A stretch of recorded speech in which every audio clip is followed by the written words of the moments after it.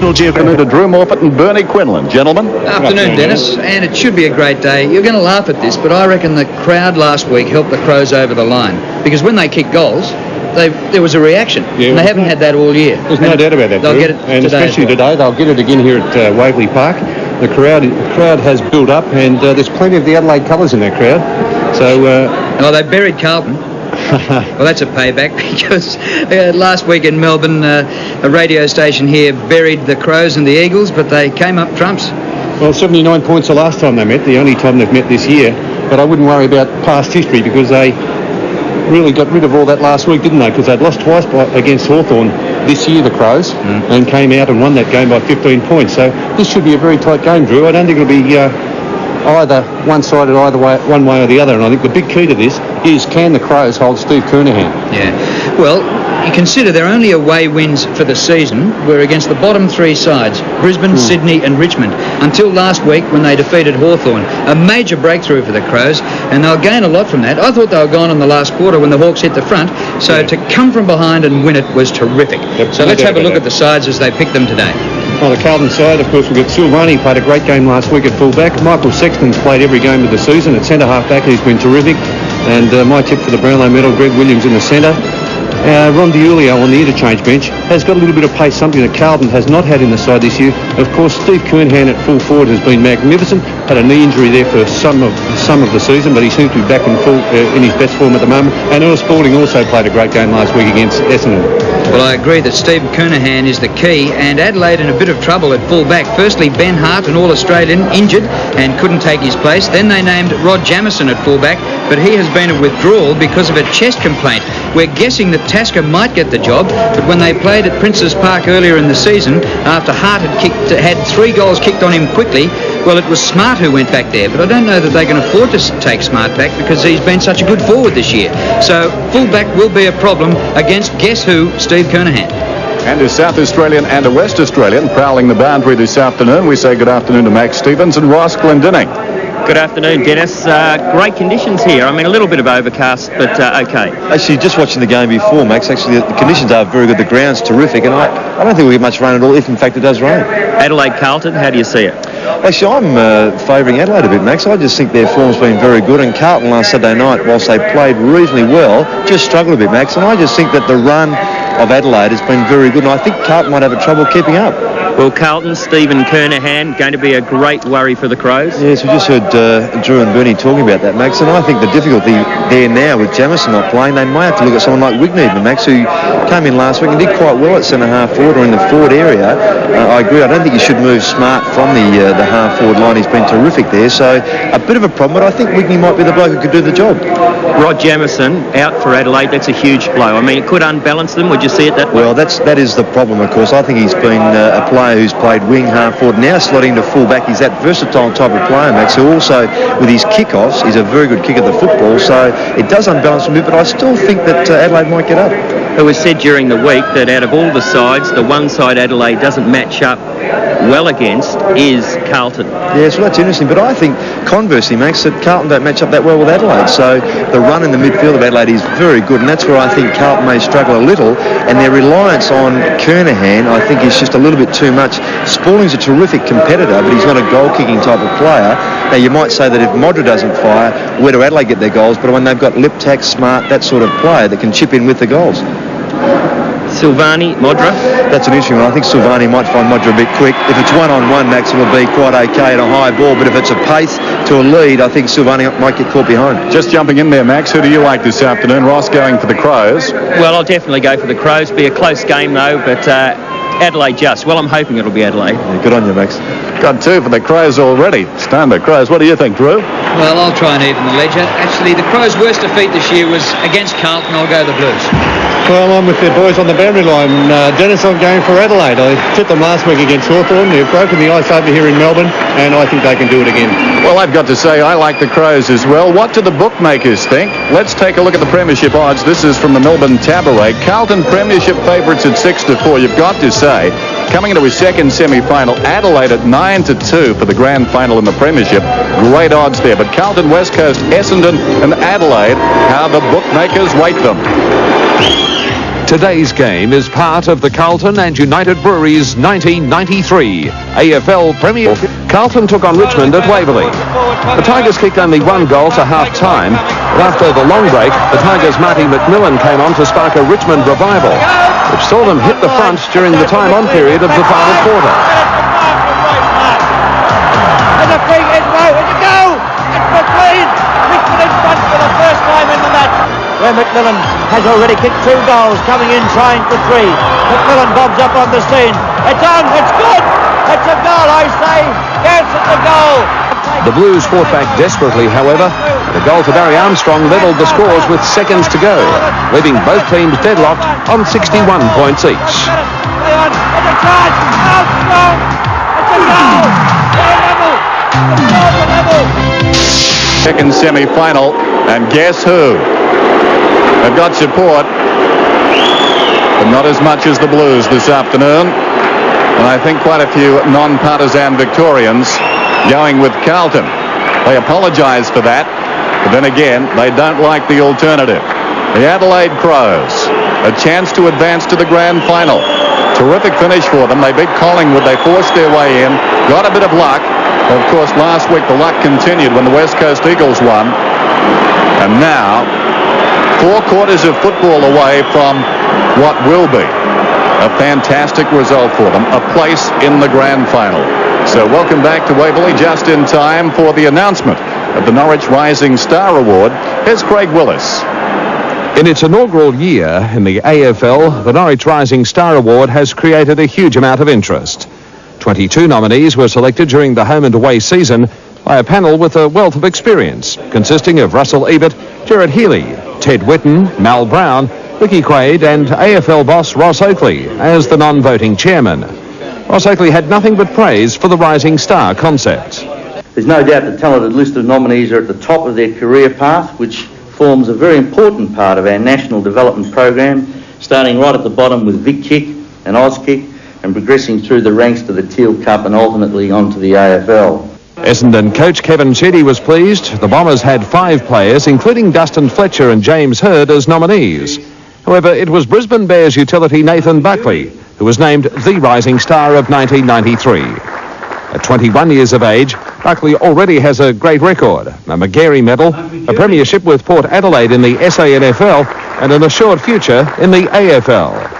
I've been very happy to have my opportunity to play AFL this year. I could have stayed in South Australia but opted to travel to Brisbane, and they've been very good, and I've enjoyed my year immensely up there, and I really hope that my progress can continue, and that maybe being the inaugural winner of this award, that maybe I could sort of get it kicked off in the right direction and maybe go places in the future. We'll see how it goes.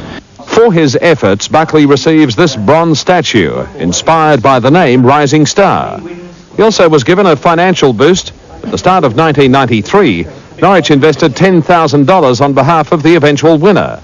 In just 9 months, the portfolio was worth more than $12,000. The money is certainly a bonus. However, Buckley is yet to decide where his football future lies. There's no shortage of offers. 6 or 7 clubs I'm in the process of or have spoken to, and until I make my decision, really, that sort of, it doesn't matter who I talk to. Now the arrival of Carlton. Despite what we had to say, warm favourites this afternoon, the Blues. And like Adelaide, looking to charge to the grand final. A terrific season for them. They've come from 7th last season. They last won a premiership back in '87. One of the perennial powers of VFL, AFL football, as we go down to the boundary now for Max Stevens with the Mitsubishi Motors ground report. Max. Dennis, pretty good conditions, as we said earlier. Let's first up have a look at the wind, and it's about 5 k's blowing right to left of screen, favouring the members' pocket. Goal advantage, 1 to 2 goals. The ground condition for this time of the year is excellent. The forecast, cool and cloudy with a few showers. Let's hope that doesn't happen. Expected top 16 degrees. We've already reached out our current temp 16. Humidity 58%. So the weather ideal at the present time for footy. And I suppose you look to either end of the ground this afternoon, Bernie. Modra and Kernahan. Ironic, really, an ex-South Australian could be the biggest problem as far as the Crows are concerned. Yes, no doubt about that, Dennis. Steve Kernahan in excellent form last week. 4 goals in that opening term. In fact, the only 4 goals Carlton kicked in that first quarter against Essendon. And I think at the other end of the ground, Tony Modra, on 121 goals for the season, will be in for a tough afternoon with Stephen Silvani picking him up. But Tony Modra has been excellent in only his second year of football, has been a great player for the Adelaide Crows right throughout the year. And Silvani won't want to let his guard down in the least, because Tony Modra is a very talented player. But I think Tony Modra will have his hands full. Silvani, a great fullback for Carlton. The umpires this afternoon, Peter Carey and Hayden Kennedy. And just a reminder, there can be no tie. If the scores are level, at the finish of 4 terms, we'll go to extra time. 5 minutes each way. 2 quarters of extra time this afternoon. But that's a long way ahead.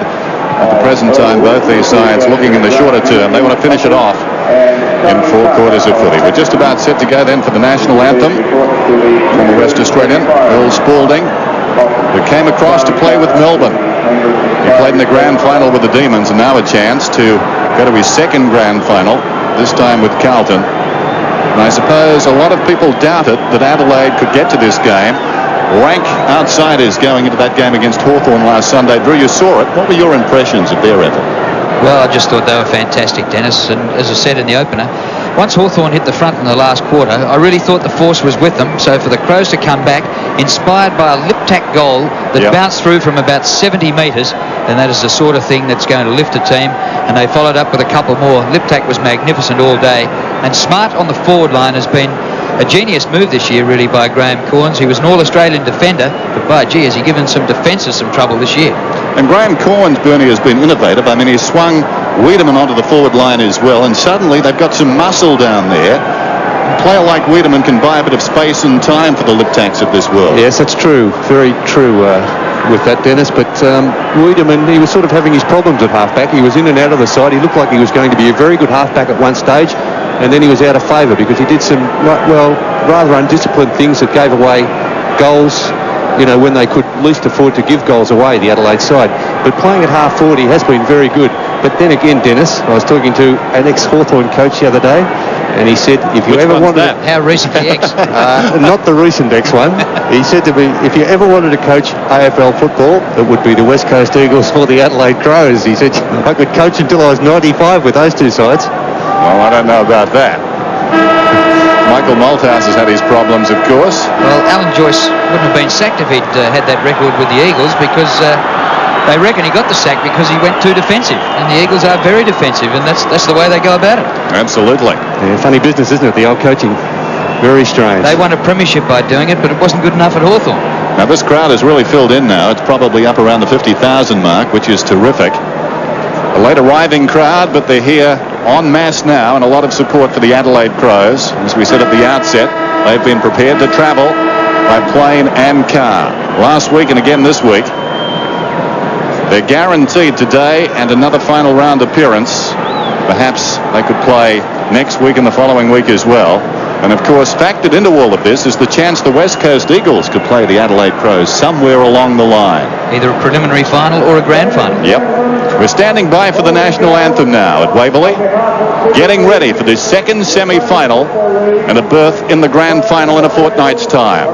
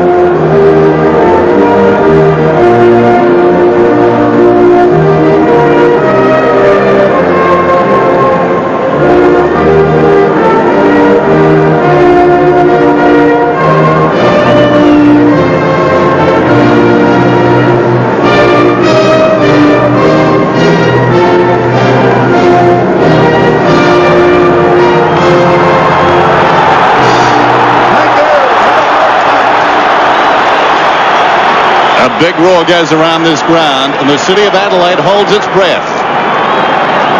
We're just about set to go. I remember talking on a radio program going back about 4 or 5 years discussing whether in fact an Adelaide team would come in. I made the point that it would be something special, and a couple of people begged to take issue. Let's go down to Max Stevens. Just waiting on the toss. Peter Carey putting the coin up. Chris McDermott has won the toss and elected to kick left of screen. Left of screen, Chris McDermott winning the toss. And what a moment that was for Chris McDermott and Steve Kernahan, mates since they were about 8 years old. They played at Glenelg together under Graham Corns, and here they are opposing captains in an AFL final. Yes, a marvellous moment. Adrian Gallagher. Already the pressure showing on the face of the Carlton veteran. Well, at least a second chance for either side this afternoon, but they want to go directly to the grand final. In stark contrast to last Saturday at this ground, a real finals atmosphere.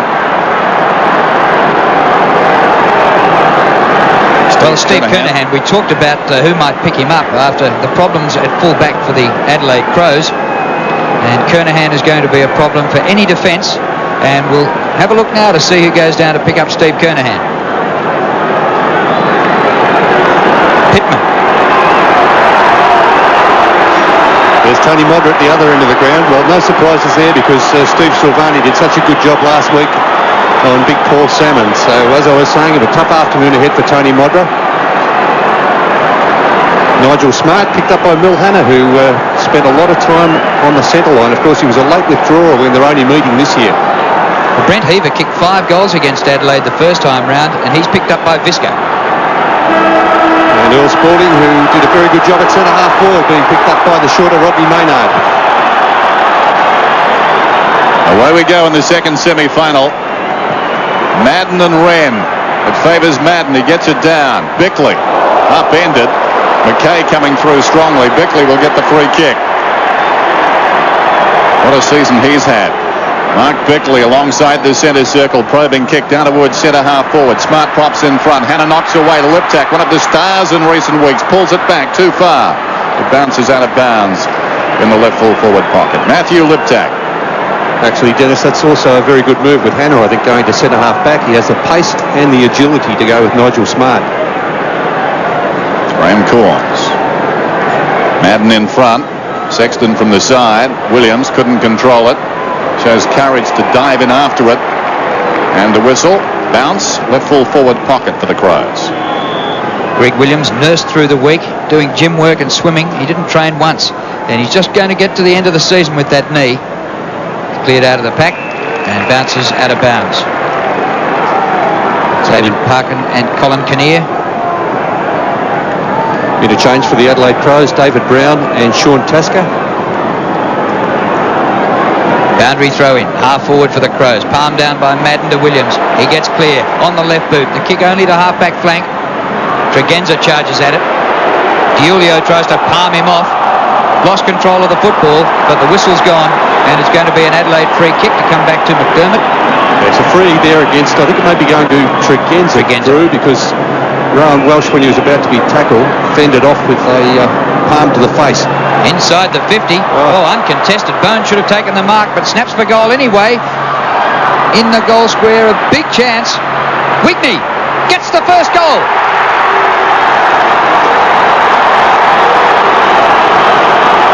Well, he was a surprise last week, kicked 3, and he's on the scoreboard already. Yes, he did a pretty good job last week. In fact, he kicked those 3 goals in the second half when goals were very tight and hard to come by for the Adelaide Crows. Played in the forward pocket, spent some time on Gary Ayres. There he was appealing for the free kick. He got the fortunate bounce there, spooked back to him, and Stewie Wigney, the former Footscray and Sydney Swans player, putting that one through on the left boot. The old bounce of the ball, on its point. Back to Wigney. Adelaide lead. Wren gets it down. Jarman out of the middle towards half forward. Ratton got a hand to it. Liptak leads back in the race though. Hanna in close attendance. Play on's the call. It's paddled down towards the pocket. Silvani goes off the ground. Taken by Anderson right on the 50. Anderson long kick. A wayward one out of bounds on the full. In the right full forward pocket. Greg Anderson. Christou. Sends play back towards half-back. In front, Wren. Fell at his feet. Wiedemann's got it. Charges out of the pack. Miscues initially. Now fumbles. He's in trouble. Goes to ground. Taken high. Yes, good decision, Dennis. No doubt about that. Bit lucky. He did fumble, and the hand pass wasn't good, but... No, I think he should have got it to the boot immediately. He had it in the first instance, but we see the first tackle, the second tackle. No doubt about that. It was a high tackle. Wiedemann from 60 metres out. Very high kick. He's kicked it a long way. He's just missed. But the adrenaline is surging. If that kick's anything to go by, he's kicked it about 70 metres. Yes, breeze with him, but it's not a gale. A breeze only. Steve Silvani looking for his options to kick in. Bradley offering a lead towards the outer side. Got it pretty well covered there, Drew, haven't they, the Adelaide, using the zone defence. Sexton punched away from him. Sexton waited rather than approaching the ball, and Bone got it out of bounds. Just trying to see. I think Tony McGuinness has been given the job on Greg Williams and trying to stick with him, but Matthew Hogg's been given the job on Tony McGuinness. So McGuinness really with two opponents at the moment. We'll see how that fares. Hogg gets Jarman. Tregenza a high ball short of the square. Bounces on the point again. McKay, a South Australian against South Australians. His kick to the 50. Tough in there. Tregenza's been prominent. Just gets the hand pass away. Wiedemann has to wait. Does well. Is taken high again. And the umpire says, give it to me, I'll ball it up. He may have been on the wrong side of it. The umpire was, yeah. Because it was definitely high. And he saw it. Here it is again. Fraser Brown. Have a look at that. How can you not award a free kick for that? Well, sleeper hole. Williams dives on top of it. Held to him, says the umpire. Ball up. Chris McDermott picking up Craig Bradley. Another tagging job. Madden props in front, slaps it towards the boundary line. Tregenza, though, gained about 15 metres. McGuinness is in there, claimed by Hogg. Williams again, slung to the ground by Wiedemann. The umpire is going to award a free kick to Greg Williams. He's good at those, Greg Williams, in close quarters. He certainly lets the umpire have a good look at it. Sexton up the ground from half-back. A runner alongside. That's Alvin. He ignores that and goes for distance. Wide kick towards the wing. Heaver's in front. Rashudo got a fist on it. It fell forward. Tregenza's been everywhere. Rashudo runs on alongside the centre circle. Kicks it down towards half-forward. Back goes Big Bone. Got a hand to it. This is Williams. Good evasion. He's so clever. Hogg. Right half-back. Towards the wing. Ill-directed kick. The Crows lead in all directions. The mark is taken by Rashudo, the only teenager on this ground this afternoon. McDermott down towards half-forward. Big pack at the fall of the ball. Jarman roves the pack, aided by a good shepherd from Wiedemann. It was well played in there, though, by McKay. Although he did get the free kick away. Free kick initially, I think it was a low tackle on Wiedemann. He was legged. Second free kick already. And that's across the ground. It's as far from goal as he was when he kicked it. Christou goes off the ground up towards centre wing. McGuinness and Anderson leading the race. They almost contest between each other. McGuinness takes it. The kick towards the 50. Bones had a couple of chances. That was Wigney underneath it. Good mark taken by Milhana. Carlton struggling. Haven't had it forward of the centre of the ground yet. Close to the boundary line. Williams. Is that a mark? There's a push out. Free kick to McGuinness. I'm not sure if they've sorted themselves out there or not, because Hogg was definitely tagging Tony McGuinness. We have a look at this in replay. Yeah, definite push out there by Greg Williams. His kick up towards centre half forward.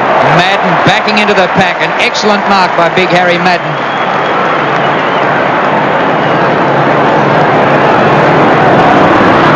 Now it comes out to Silvani. Up towards centre wing. Spalding works to the front. Can't take the mark, but gets the crumbs. Goes off the left boot, goes very wide.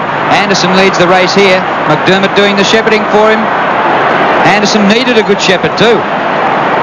His kick with no great penetration. It bounces in a nest of Crows though. Tregenza the hand pass to Jarman. Jarman gets free.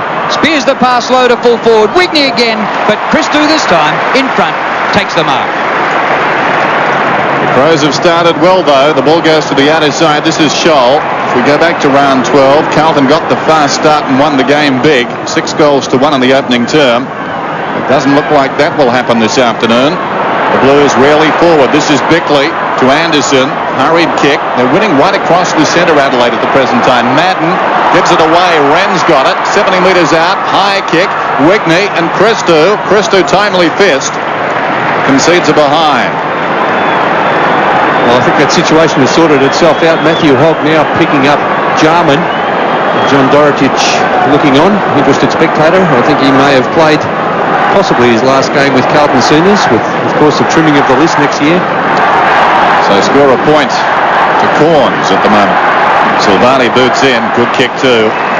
Alban takes the mark. One of 6 Carlton players to have played in every game this season. Breaks away. Boots it down towards half forward. Big leap from behind. He needed to punch it, Fisker. He did. Tregenza lays it off. This is McDermott. McDermott inside the 50. In front Modra. Roving the pack, Wiedemann. He's been everywhere so far on the forward line. McKay gets him. This is Bickley. Bickley runs to 50. Goes home. He's missed to the near side. And behind. Adelaide increased their lead. And if you think we've called Tregenza plenty of times, we have 7 possessions already in the opening 9 minutes of the game. Gleeson to Sexton. His kick up towards half-back, looking for Madden. Yes, good mark. Nothing Lee could do about that from behind. Away to Brown. Kick by Brown. Holding up a little bit, just forward of centre wing. Huge climb by Rasciuto, and a knock away by the teenager who was playing Teal Cup dust last year, and the ball goes out of bounds. A very good player, Mark Rasciuto, playing on the half-back flank. And of course, a nomination for the Norwich Rising Star Award. Given a big task last week on Tony Hall. He did pretty well in his first AFL final, in the back to Alban, and he gets the free kick, and this will see Carlton up towards half forward for the first time in the game. They haven't looked like it yet. So Steve Kernahan hasn't been near the ball. Kick by Alban to centre half forward. Over Spalding it goes. Maynard, a one-hander. He's a good player, Rodney Maynard. What a terrific mark. In trouble now, but they'll work it out. Visca got it across to McGuinness. McGuinness from half-back. Oh, clever kick. Surrounded Wiedemann, but the ball was delivered perfectly. Tregenza again. He's a light. He's singeing the grass as he runs to the middle. Kicks inside the 50. Where's Modra? Under the ball. Hanna again. Very resolute in defence at the present time. Williams runs to space. Has it at right half-back in the bright sunshine at Waverley. The Premier's looking, well, the Premiership favourites looking like a rusty machine at the moment.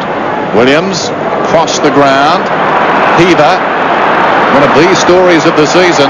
Christou runs to the wing. Still he goes. Kicks towards centre half forward. Oh, clever kick, Bradley, the former South Australian. 70 metres from goal. Alban's off the ground. Madden wants it long. Bradley hangs on too long, but still a man on short to Ulio. One-hander. Well, Tommy Alban's off because he was the man with the job on Simon Tregenza. Yes. Well, he's just been made redundant. And there's that mark, one-handed mark by Ron DiUlio, a former VFA player. And they need him firing, I think, Carlton, because he's one player with a lot of pace on that forward line. At 21, Carlton's youngest player this afternoon, Ron DiUlio, will kick from just inside the 50. Has it got the carry? Not quite. Madden's in front. Big fist away. Bradley slips. It cost him dearly. Ball runs free. Maynard runs onto it now. His hand pass into McDermott is brilliant. His hand pass for Rasciuto goes crash and will take a free kick. Further afield, I think. A relay transferred free kick there to Mark Rasciuto. The whistle had gone. Adelaide, a very impressive start. They lead 1-3 to nothing. The punch comes to the centre circle. Overrun by Aythorne, who's gone straight onto Tregenza. Williams gets the hand pass to Brown. His kick inside the 50. Wren comes from behind. Gleeson out very wide. DiUlio gets rid of an opponent. Gleeson's kick to Madden. Madden marks just inside the boundary line in the forward pocket. Well, he can run fast, but he has to, can't he, Justin Madden? Had a stretch to get to that one, and of course favoured on this side of the ground being a left footer. Pretty tight angle though for Justin. He's not a prolific goal scorer for this Carlton side. In fact, Big Justin has kicked only 11 goals for the season. Now what's he going to try here? Famous banana. Kick straight through it and straight across the face of goal. Off the hands. No, out of bounds on the full, says the boundary umpire. And that's where most of the Adelaide fans are. They haven't seen much of the action. All the play's been up on Adelaide's forward line, other end of the ground. I think they're very happy about that. Visca goes short. This is Wren. Up towards right half back. Sean Wren hugs the boundary with the kick. Spalding from behind, knocks it away from Anderson. Here's Bradley, the will o' the wisp, gets the hand pass away to Brown. Brown right on the 50, goes down towards full forward. It bounces through for a behind. Some indecision there from Brown. I'm not sure he was kicking at goal, but he finished up scoring.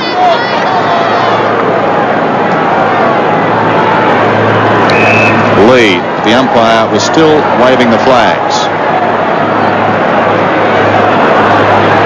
Lee goes through the motions again and finds Rashudo, the defensive side of left half back. Very impressive youngster. Rashudo goes towards the wing. Bone worked out of it too easily. Well done by Sexton. McKay, another former South Australian, storms forward of the wing. High kick. Now Kernahan battling down there. Pittman knocks it away. Taken by McDermott. The tackle appeared high, and he'll get the free kick. Now Kernahan was after the ball, and the ball was pretty high up near the shoulder. I'm not sure he didn't make contact initially with the ball, but the umpire may have thought, well, the umpire thought he got him by the shoulder. It was touch and go, that one. McDermott out of defence towards the wing. McKay in front, juggles it. He's paid the mark. Actually, Dennis, it's not a bad move with Pittman on Steve Kernahan, with Pittman's height, 198 centimetres. Pittman up against Kernahan, 196 centimetres. Kick by Spalding. Big leap by Maynard, but no mark. McDermott the hand pass away, and the kick goes along the boundary line. Kept in by Spalding. Good hand pass. Heaver whips it off to McKay. McKay goes long towards goal. It comes back. And Bradley almost marks, but it's through for a behind. Carlton are getting back into this game now, though. Well, the one thing they can take solace from is the fact they trail by just 7 points, and Adelaide have only kicked a goal for all their efforts. Quite right. McDermott to kick it in. Beautiful afternoon here at Waverley. Ball comes out towards half-back. Now the Crows a chance to advance from here. 3 of them around the ball. Well played again by McKay. He beat 3 of them. McGuinness initially had the run of it. Well played, McKay. Williams feeds it out wide. McKay will get the free kick. Advantage won't be paid. Haythorn wants to kick it on. In fact, he does, but the ball will come back. Well, that was terrific there by Andrew McKay. Almost, I would think, the recruit of the year, Andrew McKay. What a year a wonderful he had. season, hasn't he, with Carlton? Fined the $10,000 early in the season. He's played every game, 21 games so far, 22nd today for Carlton. Blues must have known they had something. Runner up to Buckley in the Magarey medal. Centering kick. They come from all directions. Anderson could have almost taken the mark. Did well in a tight situation. Boots it through centre. Hannah's doing very nicely on Smart at the present time. I like that matchup, Dennis. I do like that matchup with Hannah on Smart. This is Scholl on the outer side.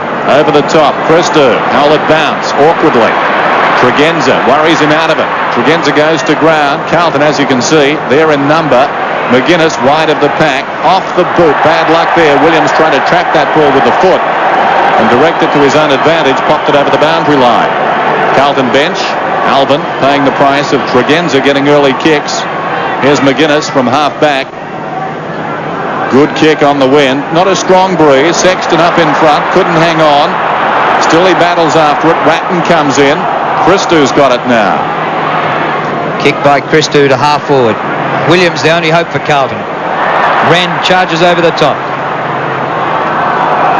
Maynard blocks it in with Spalding, and we'll have a ball up in between wing and half forward.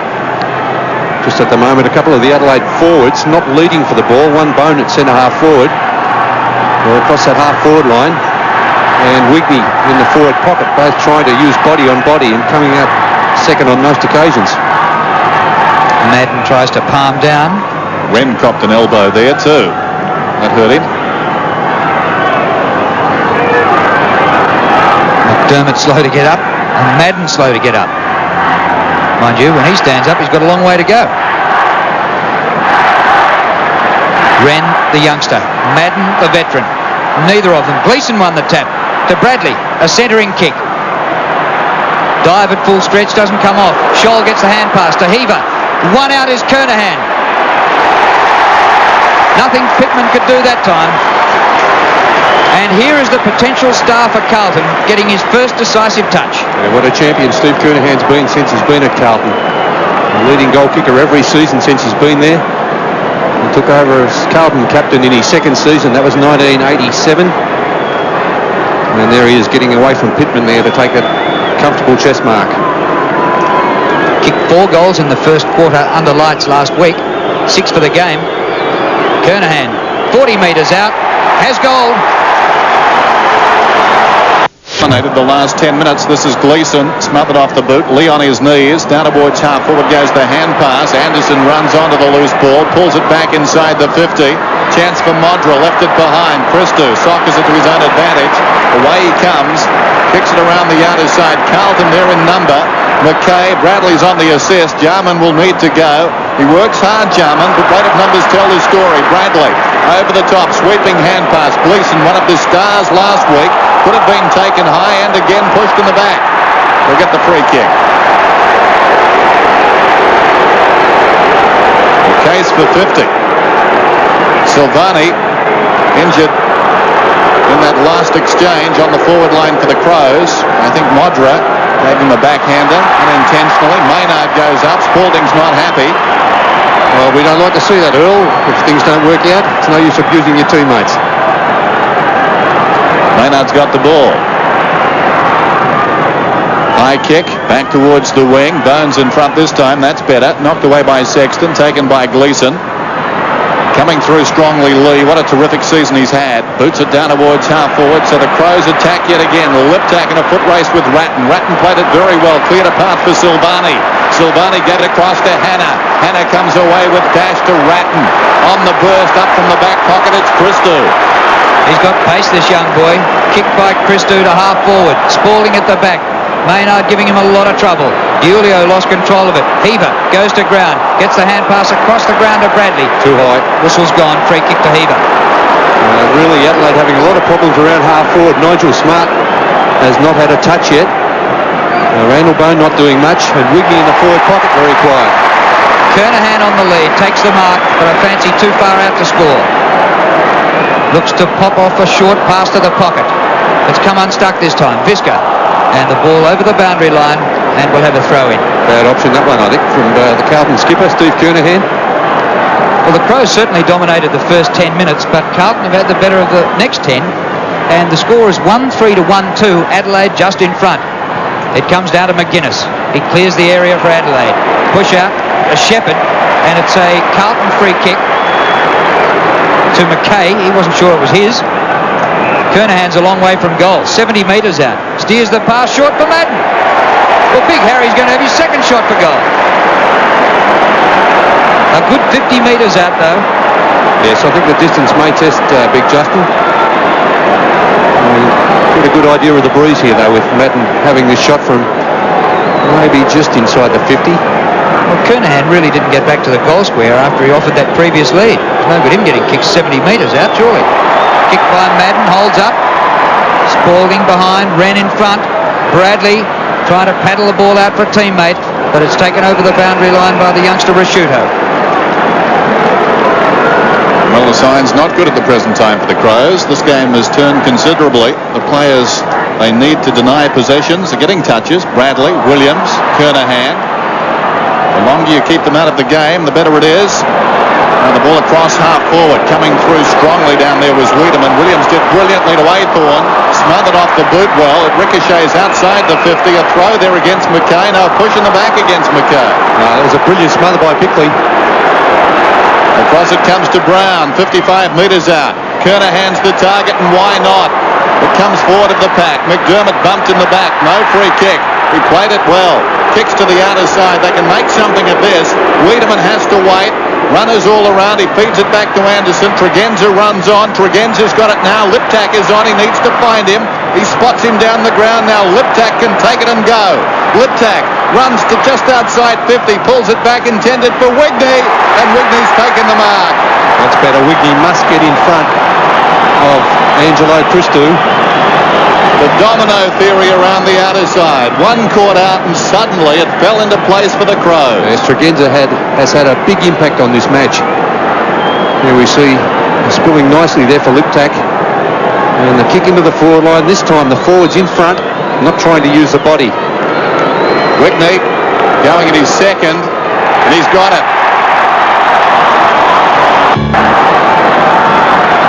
Randall Bone, who was a late inclusion, played the first 24 minutes but has gone to the bench, replaced by Tasker.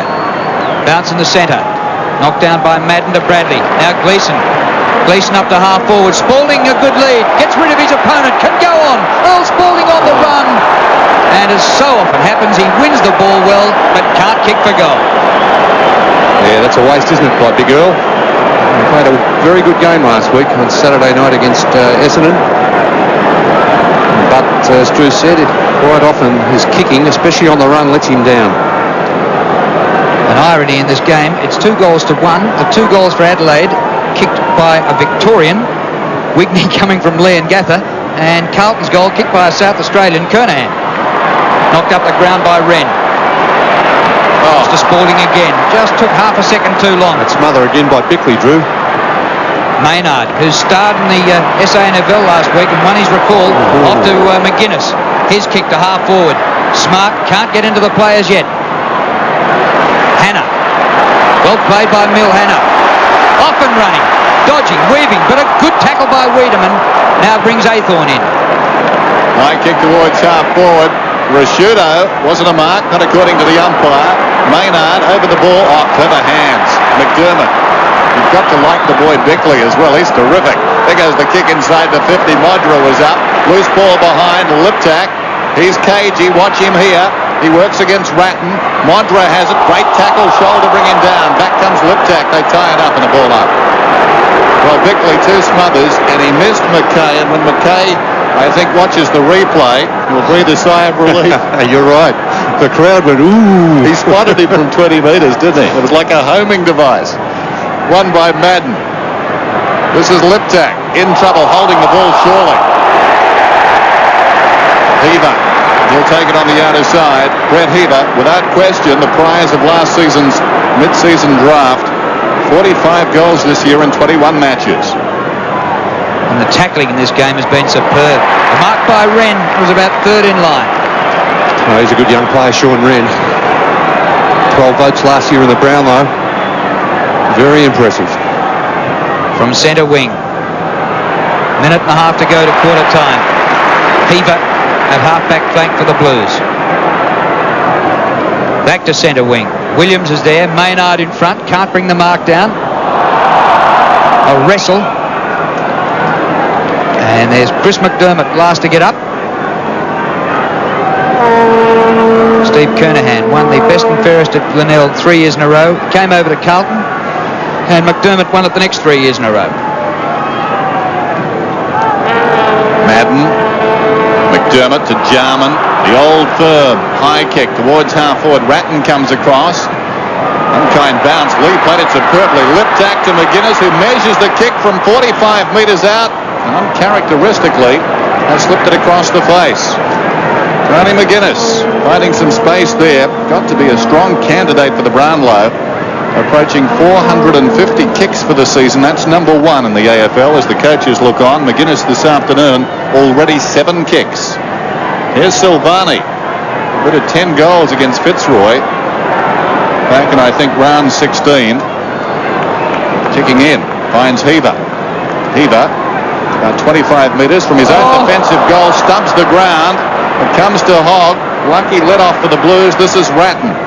Kick by Ratton wide, too wide for Bradley. Couldn't control the ball, out of play. Probably be the last bit of play in the first quarter.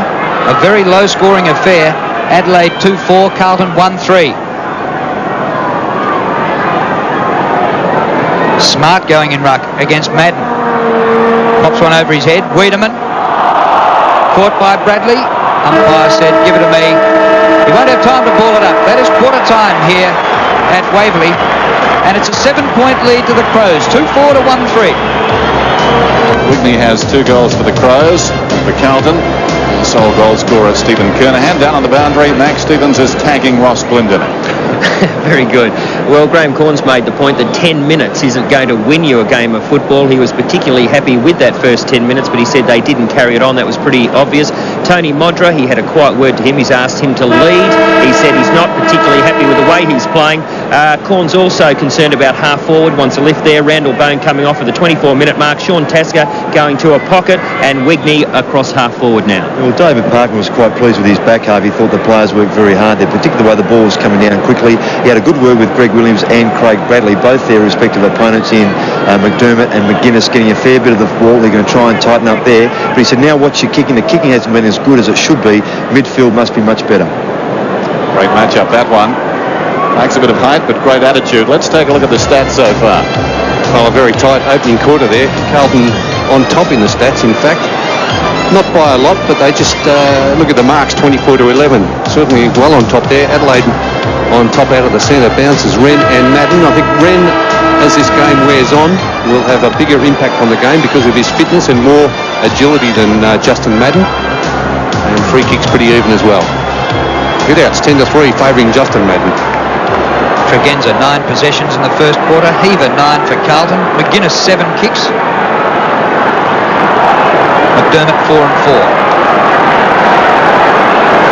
David Brown and Randall Bone on the interchange for the Crows.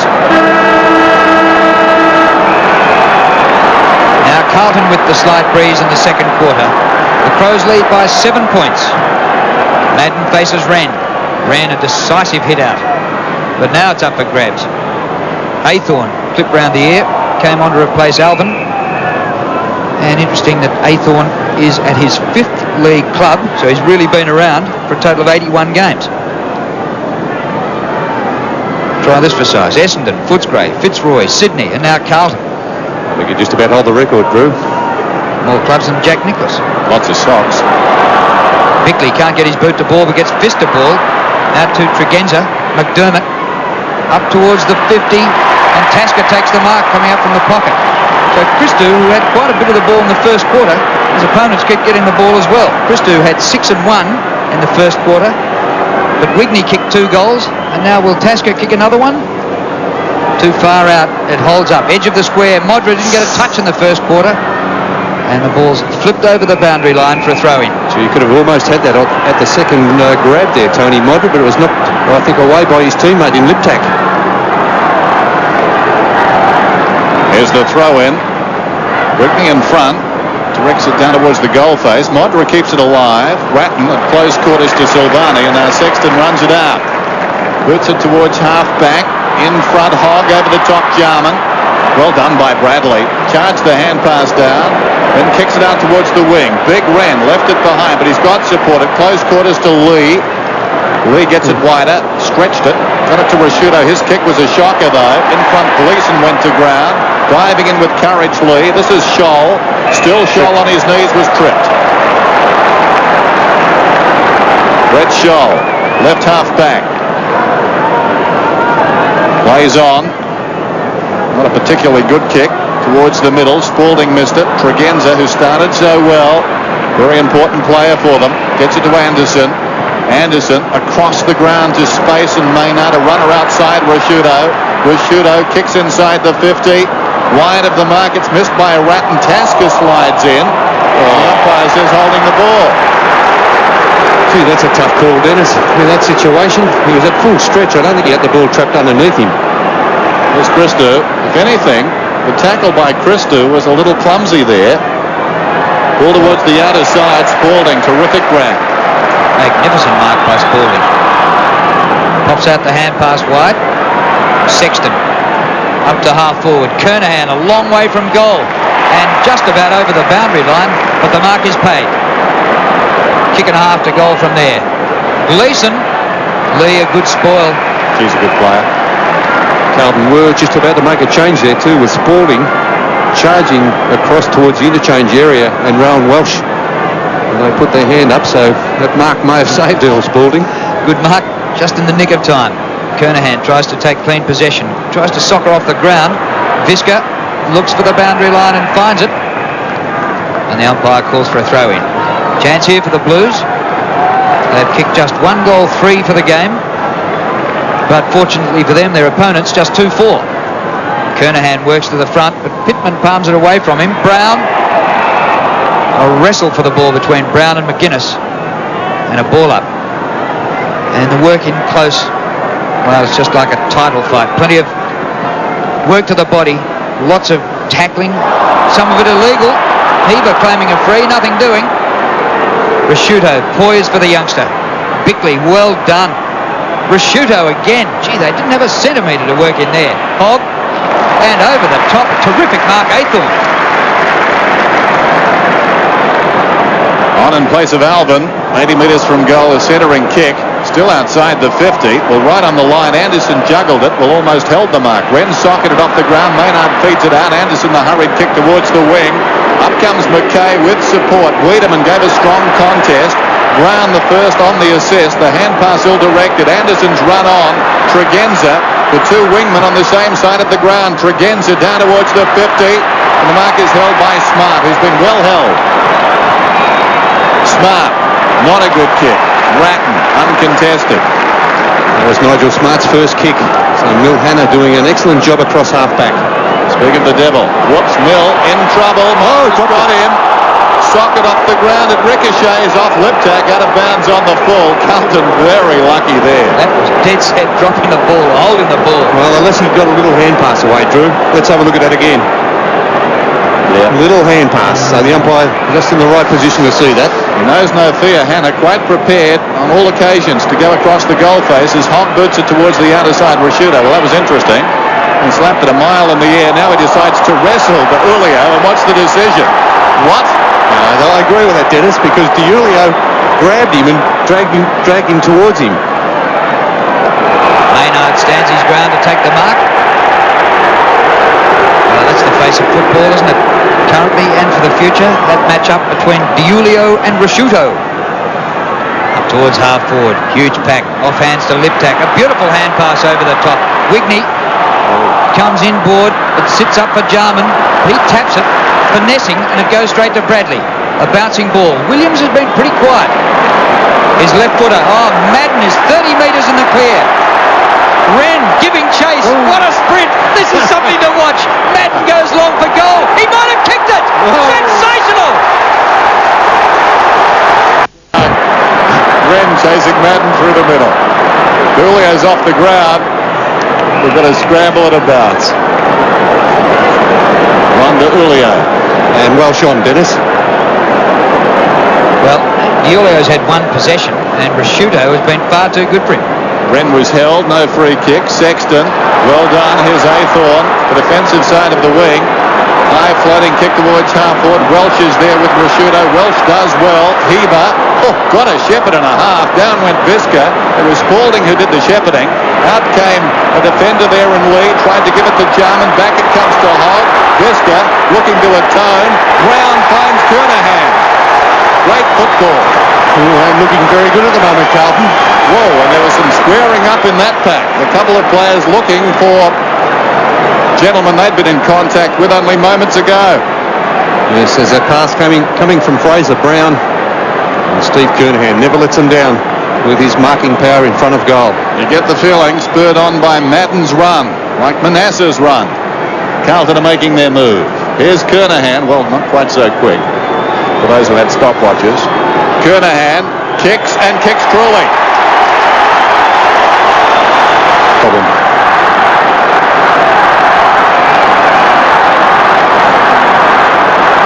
Carlton a couple of goals in the last 3 minutes. Adelaide haven't scored in this quarter.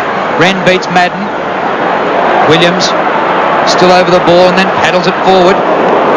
Well, the pack just moved forward, and anybody who got in the way, like Scott Lee, was going to get dumped. And Spalding, I think, hurt as well there. Very slow to get up. The girl has done a reasonable job and limping rather badly as he gets up from that pack.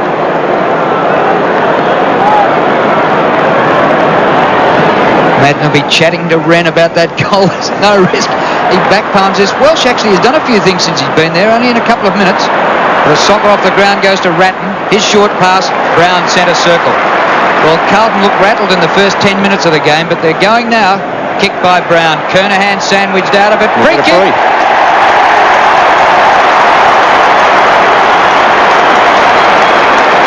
Yes, well, he is really a champion, Steve Kernahan, playing at full forward or centre half forward. And he has been preferred at full forward the last couple of seasons. And let's have a look at this in replay. Well, I don't think there was all that much in it. Steve Kernahan made it look a little bit worse. And maybe a little bit of holding. You see Pittman's left arm, I think, maybe causing the problem there. Pittman doing a bit too early, much too early before the ball got to the area. Well, Kernahan can kick his third here. Carlton lead by 5 points.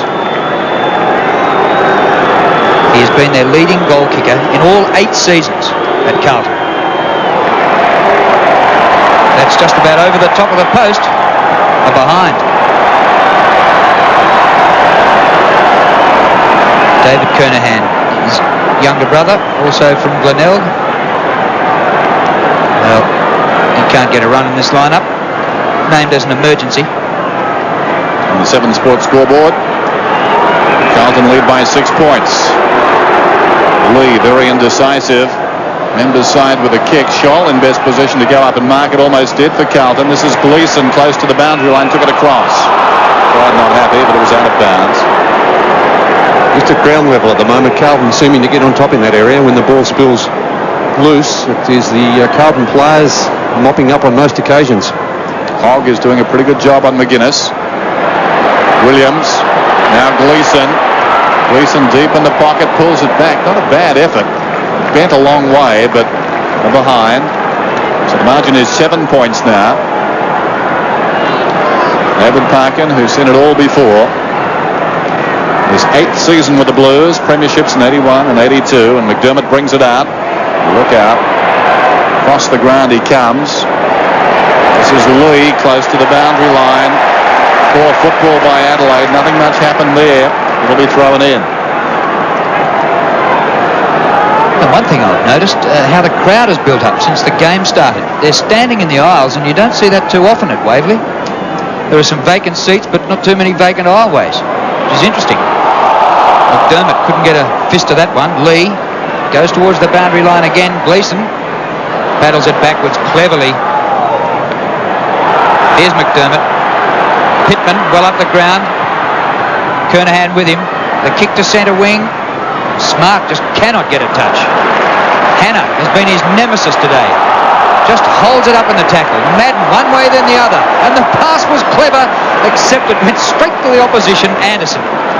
Jarman on the run. McDermott. His kick to centre half forward. Wigney and Sexton, the 2-14s. And Wigney surprises again with another mark. He kicked the Crows 2 goals in the first quarter. In fact, there are only 2 goals for the game. Modra gets his first touch. Clever kick there too from Wigney. And he just placed it out in front of Modra. He got the 2 or 3 metres break on Silvani. And in that situation, Modra is a very dangerous player. And a very good pass. Here we see just placed out in front. He didn't go for too much with the pass, but just placed it out there and gave Modra that run at the ball. So here we are. The man who's kicked 121 goals for the season gets his first kick halfway through the second quarter. It's rushed through eventually for a behind. Give that to Ratton. Well, I said Hogg was on McGuinness. In fact, he was running with him moments ago, but in fact, Williams is still with McGuinness. This is Silvani. Around the outer side, Tregenza. A lot of possessions again this afternoon. His 13th upcoming. Little chip pass. Oh, showed too much of it to Silvani on the burst. Takes it, goes. Kicks towards the wing and Welsh. Rashudo closing. Welsh does well. Trips the leg fantastic. On the boundary. Sets Hogg up. Now Hogg at right half forward. Centres the ball. Not a particularly good kick. Visca should have done a little better. Taken by Spalding. Spalding charged down by Pittman. Williams was pushed in the back. They get the free. Just at the other end of the ground, that mistake kicking to a stationary man, and Silvani set it up beautifully for him. Brown set a task by Williams, but the kick was good enough. And the effort to mark it even better. Carlton looking very dangerous at the moment. 6-point advantage coming up to the 15-minute mark of this second quarter. And Fraser Brown will be kicking from only about 20 metres out. Should get this one. This for a 12-point lead. That's a terrible effort. Oh, very ordinary kick there, Fraser Brown. Held right back on that, didn't kick through the ball. And consequently, he kicked his second behind. Scott Lee, another Victorian amongst South Australians from Yallourn North. Went to Hawthorn, then over to Adelaide. McGuinness, a long kick. There's McDermott to McGuinness, who got to the back of the pack. He knew how long his skipper could kick it, and away goes Tony McGuinness. The hand pass in. Tregenza back to McGuinness. This is classical Adelaide running football. McGuinness off the left. Tasker. Beautiful running football, wasn't it? Tony McGuinness. Once he gets a little breather there, a bit of space. Very wide, but very good. Well, this has set Tasker a real task. One end of the ground to the other. In the possession football.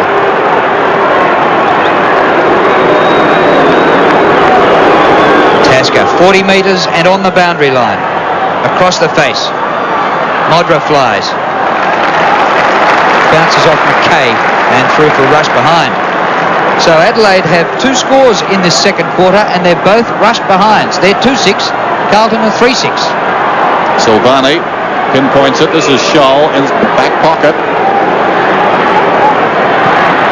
High kick towards the wing. Anderson camped in front. Strong grab. Yeah, good mark. Strong mark by Anderson. Played a great game last week against... Who did they play last week? Oh, against Hawthorn. A great win, wasn't it? Gee, you have a good memory. Where have I been? Anderson, a centering kick. Wigney is marked at about 55 metres out. Notice we both charged in to help. This bloke, Wigney, he's doing a pretty good job, isn't he, Wigney? He had a lot of injury problems out last year in Sydney. I'd venture to say too far out to score. Only his 4th game for the Crows, but what a good time to be playing. Goes for distance. Good-looking kick. They'll contest about 5 metres out. Off hands. Ratton slaps it through for a behind. Prepared to make the concession. That's 3 rush behinds in this quarter to Adelaide. Ron Ashman in the foreground. Behind him, David Parkin, and now Stephen Silvani with a footy. Wow, very low scoring. It's a wet weather scoreline. 3-6 to 2-7. Well, that just shows how tight this match is early in this second half, second quarter. 16 minutes gone. But both defences well on top. Silvani, what a shocker! That didn't only go out untouched, it went out on the full. Oh, that was a shocking kick by Silvani. Occasionally he just makes these little mistakes, but he's a great player at fullback for Carlton. How did he ever kick 10 goals?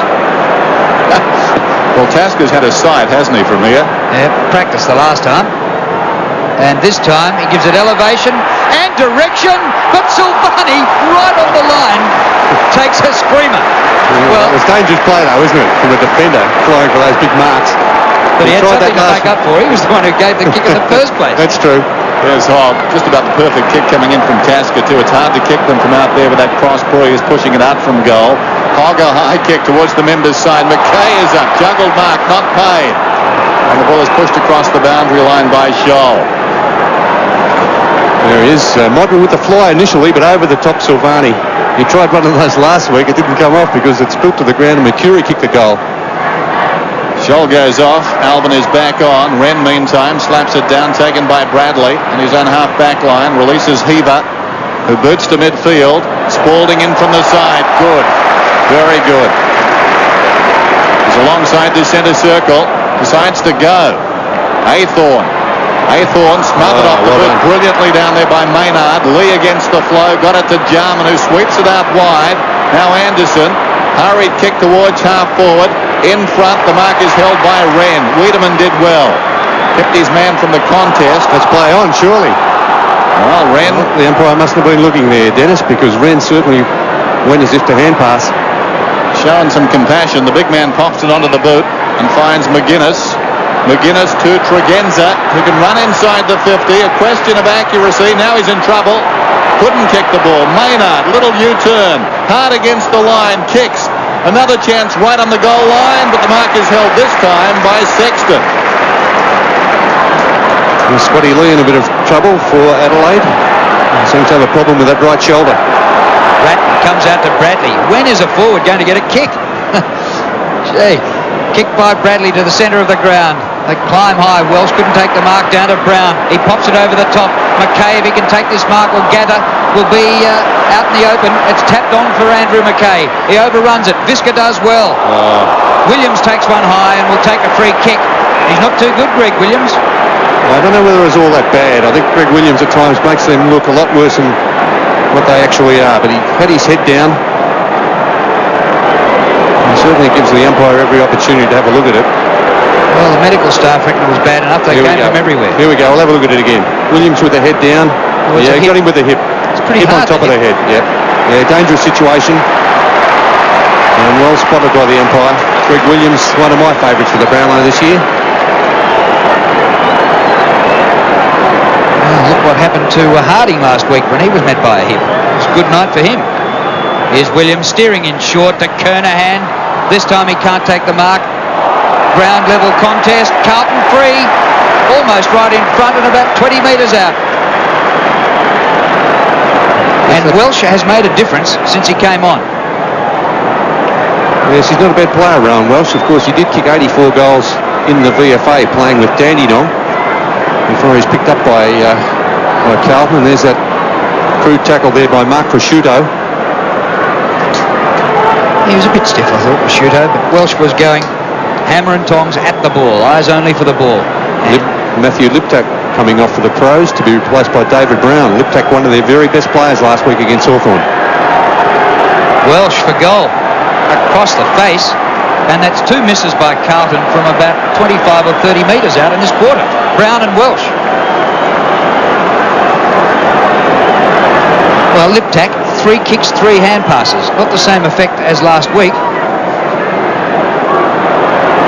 Modra at the other end of the ground is showing signs of an injury. Modra's had just 1 kick, but it's 3-7 to 2-7 in an unbelievable scoreline. Tregenza gets it to Bickley, who storms through the middle, kicks it down towards the 50-metre line. In front, Modra, claimed by Silvani. Ball jarred free. Smart dragged off it. Wiedemann a half chance, tries to slap it on. This is Hanna. Did nicely, kept his composure. Crispo gets it across to support around the outer side, McKay, but only as far as Tregenza. Tregenza goes deep to the pocket, far too deep as we saw, out of bounds on the full. Would have been handy if he could have kicked there with the left boot there, Simon Tregenza. Didn't show much confidence. Christo sends play back towards the outer side. Wren's in front. Over the top, Madden at the second attempt. Flicks it his way. McGuinness carries it across the line, and the ball will be thrown in. Well, I'd say with the exception of Kernahan and Wigney, if you're a forward, you'd either be looking to be repositioned in defence so you could get a kick, or go to the bench. It's a perfect day for forward line play, you would have thought too. Bickley, pass is good. Tasker, good mark. Well, Tasker's had a few touches though, Drew, since he came onto the ground to replace Randall Bone. Playing in that forward pocket with Stewie Wigney playing further afield across that half-forward line now. And Sean Tasker much more mobile than Randall Bone. In front of Christou, very good grab that one. We've been playing over 50 minutes and there are only 3 goal kickers in the game. Kernahan 2, Wigney 2 and Madden 1. Tasker, he's had 2 shots from out here. 3rd time lucky perhaps. Better angle to goal. It's close. Just offline. 2-8 the Crows. 3-7 Carlton. Yes, well, they're not getting their shots easily. Adelaide in front of goal. A couple of very tight angles for Sean Tasker in this term. And very hard for their key forwards in Smart and Modra to get any of the ball at all. Silvani straight down the middle. Wren goes up. Got a fist on it. Taken by Bickley. Quick hands away to McGuinness. McGuinness with pace 60 metres out. Tries to thread the ball to Brown. Chopped off by Ratton. Clears the zone. It pitches inside the field of play and runs away from Williams and Tregenza and will be thrown in outer side. Well, Kernahan's got a couple for Carlton. Wigney has 2 for Adelaide. A war of attrition at the moment. Oh, he can't do that. Surely Madden just shoved Jarman in the back. Gleeson slaps it out of bounds. Well, Victorian umpire probably said that's fair enough. Well, look at the free kicks at the moment. 16 to Carlton. 8 to Adelaide. Let's have a look at this. Jarman in front, there's a shove. Just shoved him out of the way. Madden gets it to Brown. Williams. Ratton now. Ratton from half-back towards the middle of the ground. Almost the mark to Visca, who runs on and does well. Knocked it away from Alvin. Bradley equally as well. Got it to Sexton. Heather goes down. Play goes on. It's taken by Alvin. Gets the hand pass away to Gleeson. Gleeson kicks inside the 50. Kernahan's in front. Got hands to it. Couldn't hang on. Pittman did well. First back. Got it to Rashudo. Rashudo tries to find the boundary line. Gleeson tries to find the footy. He did, but not in time. And a throw in. Left half forward for Carlton. They lead 3-7 to 2-8. Interesting, Heather. A couple of half chances for free kicks not paid this afternoon. Watching the replay of last week's game a couple of times, I noticed he did get a goal from what was a dodgy free, and I think the umpires may have seen that replay as well. Here's Alvin, got it from Brown, goes across the ground. It's taken here by Madden, the big man. Some indecision, doesn't go for a run. He kicks it down towards Kernahan. Courage by McDermott going back. He was pushed in the back, surely. Rashudo playing a marvellous game, has his 10th kick out of defence, and look at the pinpoint accuracy. Tregenza slicing up whoever he's playing on, slicing them to pieces. It's Aythorne this time, a centering kick, and Wigney takes another mark. Just forward of the centre circle this time, he backs himself, gives a 15-metre hand pass, which is dodgy. Jarman, good control at ground level. The pass for Tasker, he's the decoy full forward. Christou does well this time, punches to Gleeson, off to Brown. Brown's kick out to centre wing. Williams roaming far and wide. And Williams coming up for his 12th disposal. Robbo reckons he needs to get 40 to have played a half-decent game, so he's a long way short of that. Comes to Alvin. He's in trouble, real trouble with that right shoulder. I think we may see him come from the ground. Welsh to Williams. Kernahan trying to get clear. Williams pass in that direction. Brilliant! It's a mark. Play on, play on, Drew. Says the umpire. Oh. Yeah, Scotty Lee off. Now Gleeson for goal. It bounces across the face. And Maynard's back there. Rugby tackled over the line. The umpire says throw it in. Well, I reckon there was a mark to Kernahan. Yeah, there's Scotty Lee off. I said he was in real strife with that right shoulder when he had to attack the ball there without any sort of confidence. Liptak back on for the Crows. Heaver. Oh, what? You're kidding. Board. The margin is 11 points approaching half-time. This is Jarman. The Crows could do with a goal here. Brown out at left half forward. Brown on in place of Liptak. Centering kick. Tasker will need to go, but Sexton did best. Comes away. Boots it back towards midfield. Spalding's in front. Maynard the flyer. Liptak, as you can see, back on the ground. Rashudo, who's been very good back there, trying to push it forward. Couldn't succeed that time. Wren stood up in the tackle. Liptak knocked it on. Chance here for Smart, who's been pretty quiet. Out to Bickley. Inside the last minute of the first half. Modra, the leaper, in front. Knocked away by Silvani. To Sexton at close quarters. Christou over the top now. McKay, a favourable bounce this time. Boots it towards the wing. Opportunity for Adelaide. Tregenza. One bounce. Through the centre square. Sets it up for Modra. Modra forced to spoil though.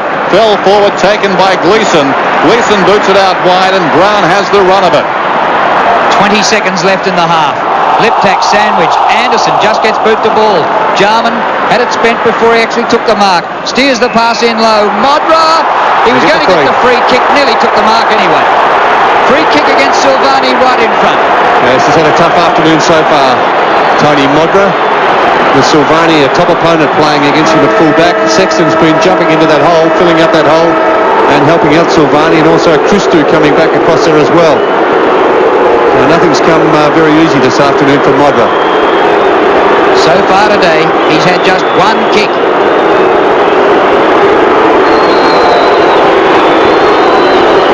Kicked just 2 goals last week. Modra from 35 metres has missed it. Well, that is unaccountable for the man who's been a star in the home and away series. Now look at the free kick from a different angle. Well, it didn't look to be much in it, did it, from that angle, Drew? A little bit of body on body early, but I don't think he was actually holding on to him. Dennis? We assume it happened earlier. It may be, but certainly not in that passage of play. No. But a great half there from Steve Silvani playing at full back, and obviously saying a few things to the umpire. They're not happy with that decision. They've matched up very well, in fact. There's Nigel Smart, who has been very quiet for Adelaide. He played a top game last week. But here this afternoon has only had one kick. Nigel Smart playing on Milhanna. Tony Modner's had 2 kicks playing at full forward. So both forward lines really struggling to get a bit of the ball. So a goalless term from the Adelaide Crows, only their 3rd of the season. They trailed by 10 points at half-time, 4-7 to 2-9. Of course, Dennis, that he can be exploited, especially on the bigger grounds such as Waverley. But I don't think he's had a marked influence on the game so far by Greg Williams. He was picked up early by McGuinness. And I think Graham Corns would have been thinking that maybe Tony McGuinness could run off Greg Williams. But as Robbo said, unless he has 35 to 40 possessions in a game, Greg Williams really just does blend in with the rest of the players. Well, in the team stats here for Carlton, the only man in double figures in kicks is Fraser Brown. Until we go over to the second page, we'll see Greg Williams is up to about a dozen possessions. Heaver's doing all right with 12 possessions, and he's kicked that freak goal. And in this game, if you kick a goal, you are an out-and-out hero. And Kernahan's kicked 2 of them from 6 kicks. Yes, in Adelaide. Well, I think Tregenza probably the best player on the ground at the moment, or certainly the best Adelaide player with 11 kicks and 8 hand passes. He had Tom Alvin taken from the ground very early in that first quarter. Greg Anderson's had a bit of the ball also. Tony McGuinness, 10 and 2. Well, he averages 25, 26 kicks a match, so he's probably down a little bit on that. Stuart Wigney has kicked 2 goals. Chris McDermott doing a fairly good job, and I like Mark Rashuda across half-back. Well, the footy continues, of course, tomorrow. It's first semi-final day at the MCG. Essendon against the West Coast Eagles. Peter Landy takes a look at the Bombers. It was one of the matches of the year. Close all day, and in the end, only 2 points in it Essendon's way. 44,500 fans yelling themselves hoarse, with the Bombers' victory putting them into the 6th, with the Eagles falling to 7th. It did, of course, prompt that now infamous Kevin Sheedy wave, which he's vowed not to bring out again. Since then, Essendon climbed to the top by season's end, but with persistent injuries dogging the club's finals campaign, that jubilation has turned to concern. After last week's heartstopper against Carlton and losing by 2 points, the Bombers are now in the hot seat. A cutthroat first semi-final clash against the reigning Premier isn't the path the club would have wanted, but according to Rick Renshaw, it is the perfect challenge. We'll just take it like any other week. We don't want to do too much different, and I think we'll do fairly well. We're a good side, and they'll have to play well to beat us. So on Thursday at training, all eyes were on those under a cloud.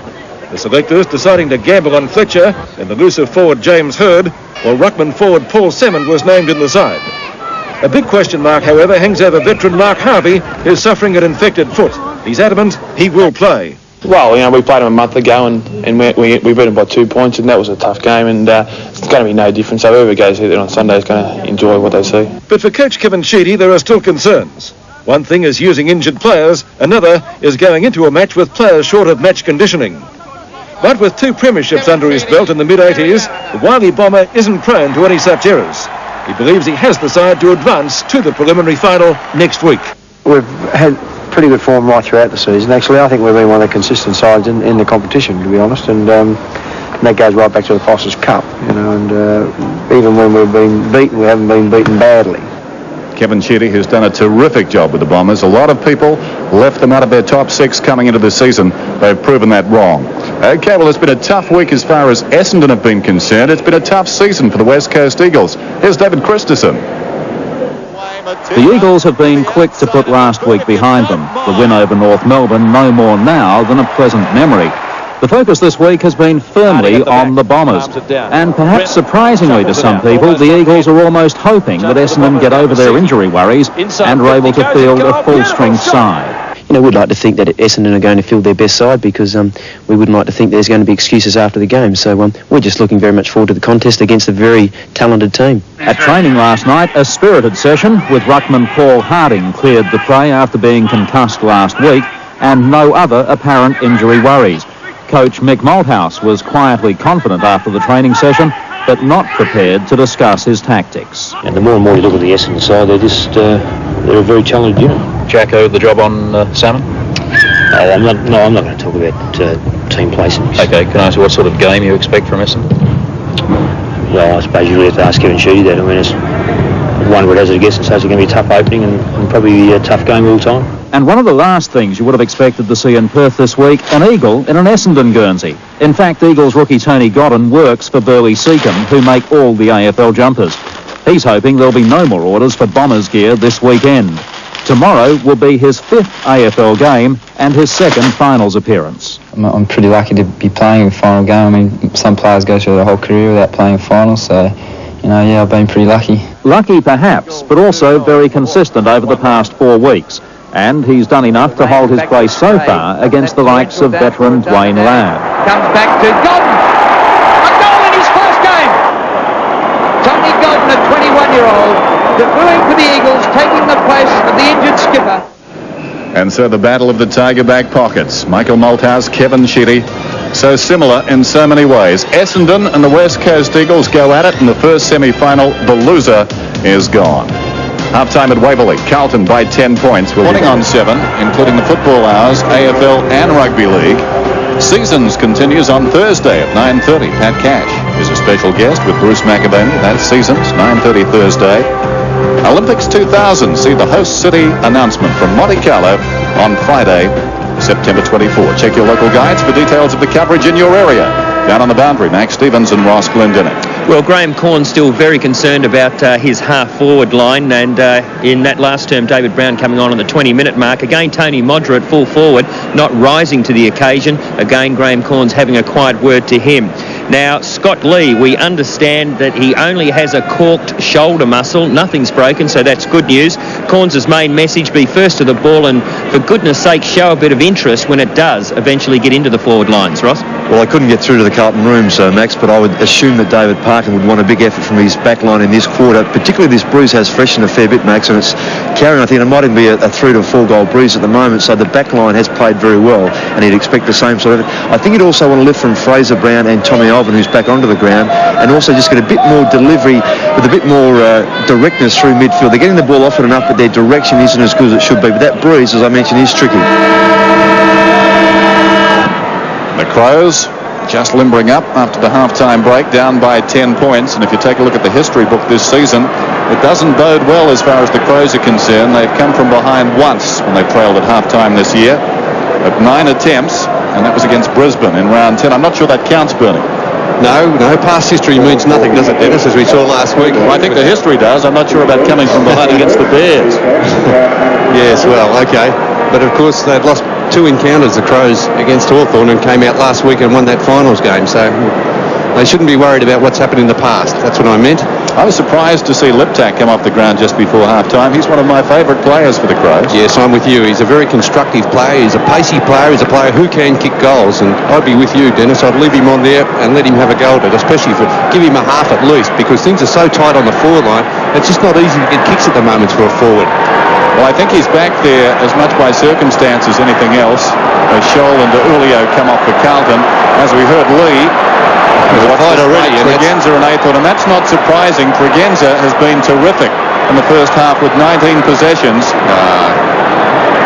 You've got a bloke out there who's just trying to do a tagging job, and that's all he's in the side for. And Simon Tregenza, who's a very constructive player, and terrific game. I don't think players should have to put up with that sort of nonsense. I agree. 50 metres from the ball, or 25 as the case may be. Start of the third term in the second semi-final, and Carlton lead by 10 points. Wren is favoured by the bounce and gets it down, looking for Bickley. Standing up in the tackle, it was Bradley, slapped out of there by Athorn. It runs down towards half-forward. Spalding came to meet it. Knocked away by Liptak, taken by Wiedemann. McGuinness dragged off the kick. As a result, it virtually goes straight up in the air. McKay did well, backed himself against the ball. The crumbs came to Maynard, who boots it down towards the 50. Brown and Ratton, this will be interesting. Ratton does brilliantly, works his way in front and gets it across the boundary line. Deliberate, says the umpire. Oh, that's a very tough call. I tell you what, Dennis, if you get a free kick paid against you in a situation like that this year, as we see this in replay, Ratton, there's no doubt he did go for the boundary line, but I reckon I've seen 50 of those in the last 2 months that haven't been paid. Well, he was second to the ball initially, got to the front, as a result was off balance. Very tough. Brown puts it to the goal square. McKay gets back and concedes it behind, but we've got another free kick, and this time it's going to Carlton, and Christou will take it. So the umpires making their presence felt as we start the second half. Umpires Peter Carey and Hayden Kennedy. Free kicks are 17 to 11 in favour of Carlton. I can just hear the whole of South Australia going crook about that one. And here's one to Adelaide. Going to Wigney. Wigney in front. They really must lift across half forward, Adelaide. I suppose, looking at the positives for Adelaide, they're only 10 points down and they've got nothing out of their two key forwards. Kick by Wigney, right to the line. Christou and Silvani combined to get it over the line for a rush behind, so leading goal scorer for Adelaide is rushed. The Carlton defenders are consistently prepared to concede a point, and Adelaide's scoreline shows it, 2-10. 31 plays 22, and we're in the third quarter. Big transfer fee from Liverpool as Silvani kicks in straight down the middle. Knocked down by Madden, taken by Liptak. Strong tackle brought him down. The big man wrapped his arms around him. Ian Rush got that one. Bit cryptic. Bounce about 55 metres out from goal. Randall Bone looks on. He's had some time on the ground. Wren and Madden slapped out of there by Madden. Williams soccers it forward towards the wing. Welsh worked off the ball brilliantly by Rashudo. Rashudo towards half court. If it stays in, the Crows are a chance to score from this sortie. Wiedemann, well, he was about 15 metres in the clear. McKay was closing certainly, but Wiedemann and the Crows got an unkind bounce. A little bit stiff there. Matthew Hogg definitely going with Tony McGuinness in this second half, doing the tagging job. Smart goes over the top. Jarman. Ball jolted out by Ratton. Gleeson. How would you see that umpire? Brad having something to say about it too. It'll be a throw-in. Scholl and Diulio on the bench for Carlton. Shepherding free kick against Madden. Gee whiz. That's the Bermuda Triangle down there for Carlton, that area. You're right. Eh? Well, I thought that was a pretty tough call too. Neither player getting anywhere near the boundary throw-in. He does that often, Big Justin, doesn't he? Just getting the aerodynamics right before he takes off. Yeah, we'll have a look at that again. There's Madden. He was throwing his arms out, but... Oh, yeah, well, technically, I suppose it was a shepherding free kick. Ran from 50 metres. A great-looking kick. Home for all money. Much the innocent party and all of that. Haythorn's got a job to do, and that's part of it, just losing his way and walking into Tregenza. He'll do it again probably as he comes back on him. And meantime, Madden and Wren make contact. Madden props in front, hooks it behind. Liptak did well. McDermott alongside the centre circle towards half forward. Ratton, who's been very good in defence, works his way in front. This is Williams. Concedes some ground. Hannah has certainly won the duel against Smart. He lacks support. Gets it across eventually to Ratton. Some indecision now. Ratton goes across the ground. Christou juggles it. Boots it towards the wing. Now they can come forward. This is McKay. The Blues look good here. McKay measures the options. Goes for distance. Kernahan. Bisker in from the side. Got it to the ground. It was mopped up by Bickley, who got it to Pittman. McKay again. Liked his game this afternoon. We've liked his season. He goes in short. Welsh, about 60 metres from goal. Hard against the boundary line. Yeah, short but indirect too, Dennis. Rowan Welsh too far out to score. And in the meantime, the Adelaide players have got back to cover Kernahan. A very congested forward line here for Carlton. Blues lead by 3 points. Bradley comes on a lead and takes the mark on his chest. Plays on. Opens up the goal. Kicks. Good looking effort. Great goal.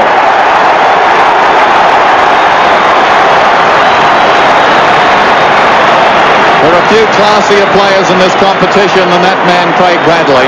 Seized the moment, played on, opened it up, and kicked a wonderful goal. Yes, there wasn't much space there in that forward line to lead into. And Craig Bradley finding about the only space that he could, deep in that forward pocket. Seized the opportunity, played on, and it was a great goal by Craig Bradley. And as we see Rowan Welsh going back to the interchange bench, he's been replaced by Ron Diulio. Wren, clean possession out of the middle. Oh, terrific hand pass to Liptak. Liptak's kick well inside the 50. Brown, same direction as the ball, and Modra approaches it. He's got the mark. Yes, paid the mark. Well, maybe lucky. It definitely spooled out. And Tony Modra has certainly found kicks hard to come by. He's only had 2 kicks in that first half. Let's have a look at this again from a different angle. Modra gets to the ball, takes it. Yeah. Had it for a long time, but, well, No, that's good enough. Do you like that one, Dennis? I think so. Okay. Even better in slow motion. Held it longer. Exactly. I bet the umpires many times wish they had the advantage of the slow motion. The goal by Bradley, incidentally, is only the second at the right-hand end for the game. Modra at the left-hand end, 45 metres out. Has got it. One for the Crows. Modra gets his 122nd goal for the season. Ablett has 124. Of course, Ablett no longer playing this season. McDermott out of the middle. They're winning it out of the centre at the present time, the Crows. Wigney, quick hands away to Brown. Brown comes down towards the 50. Modra comes on the lead. The little chip pass wide of the mark. Modra leads back and the ball spills out of bounds. He's a little inconvenienced, is Tony Modra. Not 100% at the moment. Scott Lee is off the ground. We're told a bruised shoulder. Haven't heard that one too often before. Corked. Throw it in. Wasn't the word corked? Corked. That's right. Dr. Morfitt. Heaver out of the congestion towards the outer side. Anderson went down. Williams cleverly. And away they come. Bradley to McKay and now Heaver back to Williams, the man who started things. Heaver and McKay. One of two. McKay to Aythorne. Aythorne fumbles. Socket away by Tregenza. Some irony in that, and we enjoyed it. Tregenza feeds it back. This is Rashudo. Rashudo alongside the centre circle. Spot Smart. Important turnover, that one, Dennis. Wasn't it? Smart. Too far out to score, I'd suggest, although he can kick a spiral a long way. And he's contemplating that. No, he goes in short now. Modra comes on the lead again. Fisted away by Silvani. Brown goes after it. Well, he had very few options there, Nigel Smart, because the only one back in the goal square was big Justin Madden. He had to really look for a leading player, as he did there, looking for Modra. He was too far out to score. Nigel Smart from about 65 metres. The throw in. Madden works to the front. Sexton a big leap at the back. Help further up the ground. Anderson leads the race, going backwards. McDermott, a very high ball. Coming down about 35 metres from goal. Ratton goes for the boundary line and finds it. Well, Dennis, you mentioned the goal-kicking position for the season. Ablett and Dunstall have both finished 124 and 123. Modra now 122. They're the only three centurions for the season. Modra still alive. Brown, little hand pass. Wiedemann breaks the tackle. Back to McDermott, just playing behind the pack all the time. Centres the ball beautifully for Bickley. It's Tasker. Yeah, well, he's much better on the forward line than big Randall Bone. And Randall Bone didn't have the agility or the mobility across half forward. Tasker has certainly made some sort of an impact since he was brought onto the ground. Needs to get a goal from all his efforts. Right in front, 45 metres out. It gets offline, I believe. Ooh, behind. A goal would have put them in front. The Crows trail by 2 points. 2 behinds to Sean Tasker.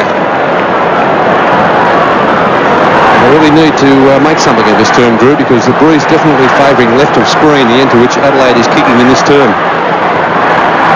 Silvani straight up the ground. Madden doesn't attempt the mark, punches on, but McGuinness gets it out to McDermott to Jarman.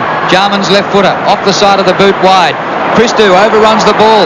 Tasker caught in the Christou tackle. So the ball is Carlton's. Heaver back to Christou. He earned that one. McKay.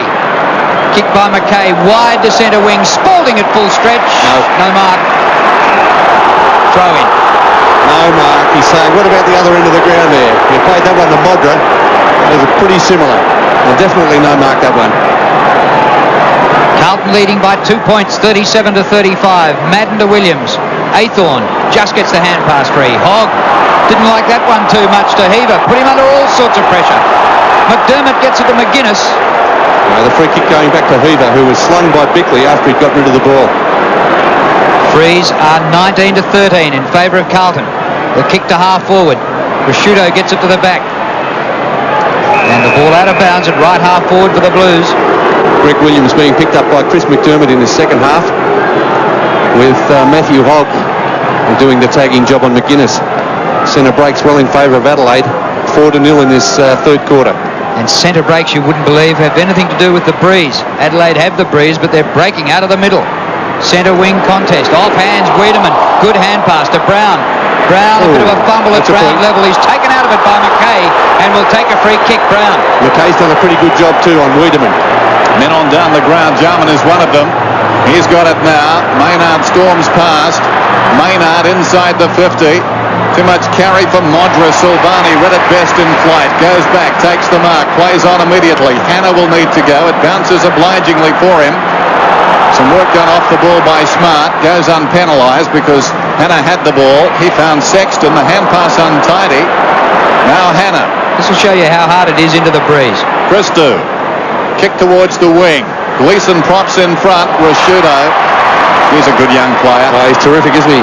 Mark Rashudo, only 18 years of age. McDermott towards centre half forward. Christou on his chest. And this boy's played pretty well too. Angelo Christou playing in the back pocket for Carlton. Actually, it's Evangelos. It isn't Angelo. We sat next to him at the Rising Star lunch during the week.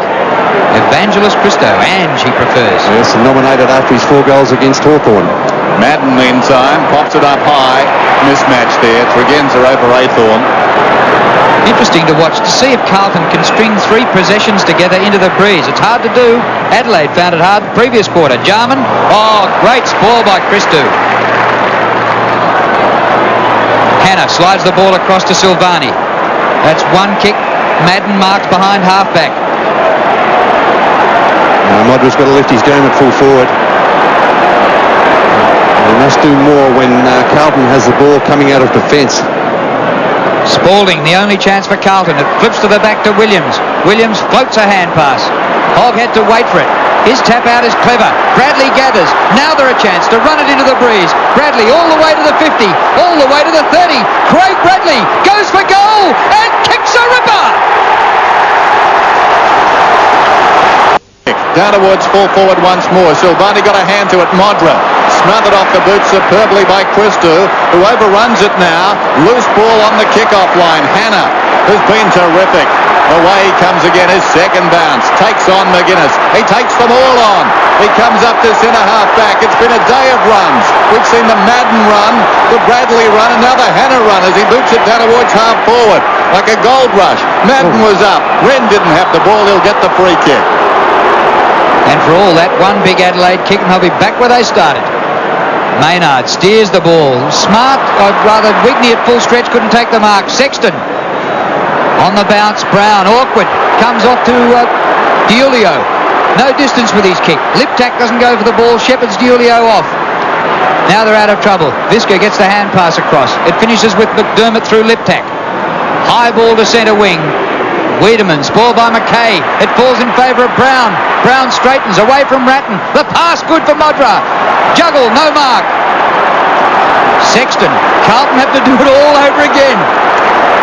That's the long kick would have been better. Carlton bring it out. 50-50 ball. Bickley will not be denied in that situation. Look at him go. Great balance and poise there. Mark Bickley pumps it back inside the 50. Silvani has been the master. Held without it. He'll get the free kick.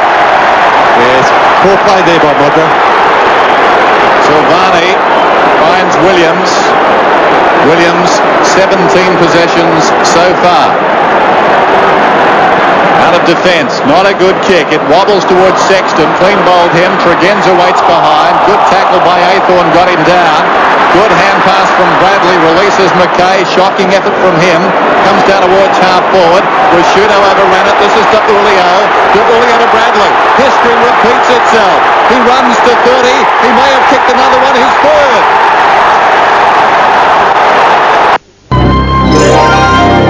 Fantastic colours of BASF. Carman is doing well in that centre square. Wiedemann boots it down towards half forward once again.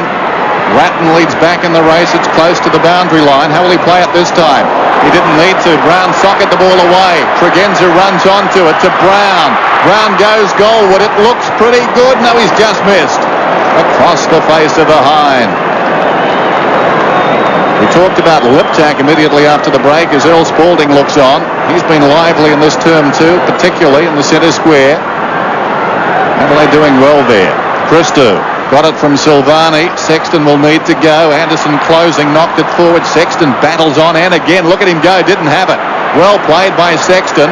Gleeson off the ground, gained about 25 metres, but put it out of bounds on the full. There's always danger in that kick from Gleeson. Not a percentage kick there, trying to kick that off the ground. Adelaide, 19 scoring shots to 14, but they trail by 7 points. Jarman a centering kick. Wiedemann, listen to the crowd. Weed. He goes long.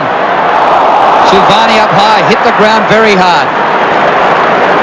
Out of defence, Carlton. Good running mark taken by Aythorne. Right half-back flank. Kick by Aythorne to centre wing, straight to McDermott, who can't take the mark. Goes on quickly to Tregenza. He's taken out by Aythorne, not for the first time. And Tregenza keeps on getting the ball. 22 possessions. When Aythorne went on to him, he had only 7. So it cost Alvin his place on the ground, but Aythorne's done no better. McGuinness away to Bickley. This game lifting now. Goals coming more freely. Jarman, who's been terrific, back to McGuinness. Long probing kick down towards the goal square. Silvani angles it brilliantly. Prepared to make the concession.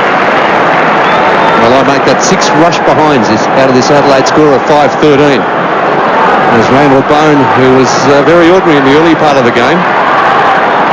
He's preparing to come back onto the ground. Silvani. Members side ever so slightly. Sexton goes back, knocked away well by Tregenza. Could have almost been a mark. It comes across to Wiedemann, and he's missed. Are the Crows kicking themselves out of the grand final? Well, you would think so at this stage, Dennis. An easy shot by David Brown a couple of minutes ago, and now that one from Wiedemann. He's kicked 2 behinds. Adelaide 5-14 on the scoreboard. So they've had 19 shots to 14 and trail by 5 behinds. Madden marks, dishes off the hand pass quickly to Gleeson. Craig Bradley has been the man of the third quarter. His kick over centre wing wide. Rasciuto leads, nearly takes the mark, but spills it out of bounds. That's a player with a future mark, Rasciuto. He's had a terrific year so far. As we see the player coming off the ground, Sean Tasker, to be replaced by Randall Bone. I'm not sure I like that move, Drew. Tasker's kicked poorly, but he's taken 4 marks and had 5 kicks. But he's not Robinson Crusoe in kicking poorly in this game. Bone, a last-minute replacement. Originally an emergency, but he replaced Jamison. Carlton tackling him 7-1 for the quarter. Can't believe Adelaide have laid just 1 tackle. Madden. Bradley fumbled this time. Through Bickley. He got it from McDermott originally. Now here's McGuinness. McGuinness short pass to Smart. In front of Hannah, a rare occurrence. Smart goes longer. Sun in the eyes of Modra, but he takes the mark. That was a good mark, wasn't it, Drew? You could see him shielding his eyes before the ball got there. And maybe Silvani was unsighted also, because he didn't even make a spoiling attempt at the end. There he is shielding the eyes there. He's caught behind Steve Silvani. And a straight kick will put the Crows in front. From near the boundary line, across the face of goal. And it's gone off hands. Another rush behind. Make it 7, Bernie, in the scoreline of 5-15. 7 rush behinds. And it's 4 points the difference. Carlton in front with 5.5 minutes to 3/4 time. Silvani gets it from Christou this time. The roll's reversed. Back to Christou. I think we've got Kernahan out to centre half forward now too, Dennis. Not a bad ploy working up into the breeze. Christou a high kick towards the wing. Madden props in front. Good mark. Plays on. McKay left it behind. Jarman. Quick to pounce. Goes in short. Wiedemann. Jarman's been very good in this term. Up to 19 possessions now. Wiedemann. Centering kick. Ill-directed. Silvani the mark. To Bradley. Only a half lead there from Modra. Bradley comes away. A little too Modra conscious though, the Crows. To weigh up the options. The ball on the outer side. Anderson a chance to send it back in. Heaver closing. Anderson throws it on the boot and puts it out of bounds on the full. He has the capacity, Greg Anderson, to look very tired even when he's not. He looks tired at the moment. Here's Williams. He collides with Anderson. Fell to the ground, realised he was okay. Lays it off. This is Heaver. Heaver through midfield. Tregenza again. Back come the Crows. They want a goal this time. Long kick from Tregenza. Crow down off the ball. Silvani again. There was a player doing the shepherding there, Sean Wren, who got one from Aythorne. Wasn't exactly a bone-jarring tackle, but it was effective. It got him down, Silvani, as he played on. Taken by Wrigley. And he's missed it. Or rather, Whitney just missed it to the right-hand side. 2 goals, 1 to Stuart Whitney. So it's 6 kicks, 4 marks and 3 handballs. 3-7 in this quarter, the Crows, to 3 goals straight by Craig Bradley. And it could be the difference in the game. It's mark number 10 for Justin Madden. So that's a pretty good effort. 10 marks in the final is good in anyone's book, Drew. I'll say, and Silvani's taken 7 back there at fullback, 7 marks, going confidently at it against Modron. 3 against Aythorne there on Tregenza. Gutsy by Tregenza, wasn't it? It was a good effort going back there with Kernahan bearing down on him. As Brett Scholl warms up on the boundary line for Carlton, preparing to come back on. 24th disposal for Simon Tregenza before 3/4 time. Here's Wren, who's recovered from that knock from Aythorne. Off to McGuinness. Long kick. Bone gets underneath it. Comes to Pittman, 50 metres out, but he hooks it and it bounces out of bounds. So we can't even give him a score for that, even though it was a scoring chance. Just about sums up their goal kicking this afternoon, the Adelaide Crows. 5 goals, 16 to 7-7 Carlton. They trail by 3 behinds. Anyway, Bradley has proved he can kick goals into the breeze, so it's certainly not all over yet. Smart snaps for goal. Offline misses from 15 metres. In fact, out of bounds on the full. Good smother. That's been a feature of the Crows football this afternoon. Kick. All wide of the mark. Granted, though, he was under extreme pressure. Here's Silvani. What a game he's played. To Williams. He's still deep in his own defensive area. The clock continues to run down to 2:30 now remaining in this third term. Carlton will finish on the breeze. Only worth about 1, perhaps 2 goals. It's not strong. Went over the top. Bones got it. Looks for the hand pass. Sold Liptak into trouble. Good tackle by Heaver. Ratton gets it across to Williams. He didn't have the ball. He'll get the free kick. Not a good option there from Randall Bone with that hand pass. Liptak was completely covered. Just needed a kick. Across the ground comes Williams. Here's Christou. Can Carlton get a late one? This could break the resistance. He storms up through the middle. The kick ill-directed. Maynard comes at it full-chested. Rebound opportunity now for the Crows. Wigney's in trouble. Back it comes to Maynard. Tries to feed it to McGuinness. It was knocked away down there by Hock. McGuinness, was he carried forward? Not according to the umpire. And the ball up. And the other thing there, when Randall Bone gave that very ordinary hand pass, the turnover was created and his man, Ange Christou, ran the ball up to the half-forward line for Carlton. Well, we've told you about the centre breaks. Adelaide dominating. That's the good news from their point of view. They trail in this game as Jarman boots it down towards half-forward, but they've got plenty of the ball. And if the opposition's got the wind and you've got the ball, they can't beat you. Ratton gives it across to Williams. This is Sexton. Sexton back to Williams. Interesting. Not too much pace there, but a lot of guile. The 2 number 2s fell over. It's taken by Ratton around the outer side. Kernahan was up. Missed it. Falls behind. This is McGuinness. Hard against the boundary line. And now Bisker. Oh, good release. Good run too from Rashuto. Kick by Rashuto. Up towards centre half forward, but McKay takes the mark. Goes on quickly. Wide to centre wing. Aythorne and Tregenza. It sits up on the point, the ball. Aythorne back after it. The hand pass is good. He wants it back, but it doesn't come back from Scholl. Kick wide. Bradley, the man of the third quarter. But he won't be scoring from here. Great turn by Bradley. 3 magnificent goals in this third quarter. And they're still Carlton's only scores for the term. Kick by Bradley. Out in front of goal. Gleeson roving. He's still got it. Flips it back. High tackle. Free kick right in front. I was just about to say the whistle's gone for a throw, and it went Gleeson's way. Well, it was certainly a throw, and 10 seconds till 3/4 time. Yeah, let's have a look at this again. There's Gleeson. He flipped it out. Well, he definitely threw it out, didn't he? There's no hand pass there.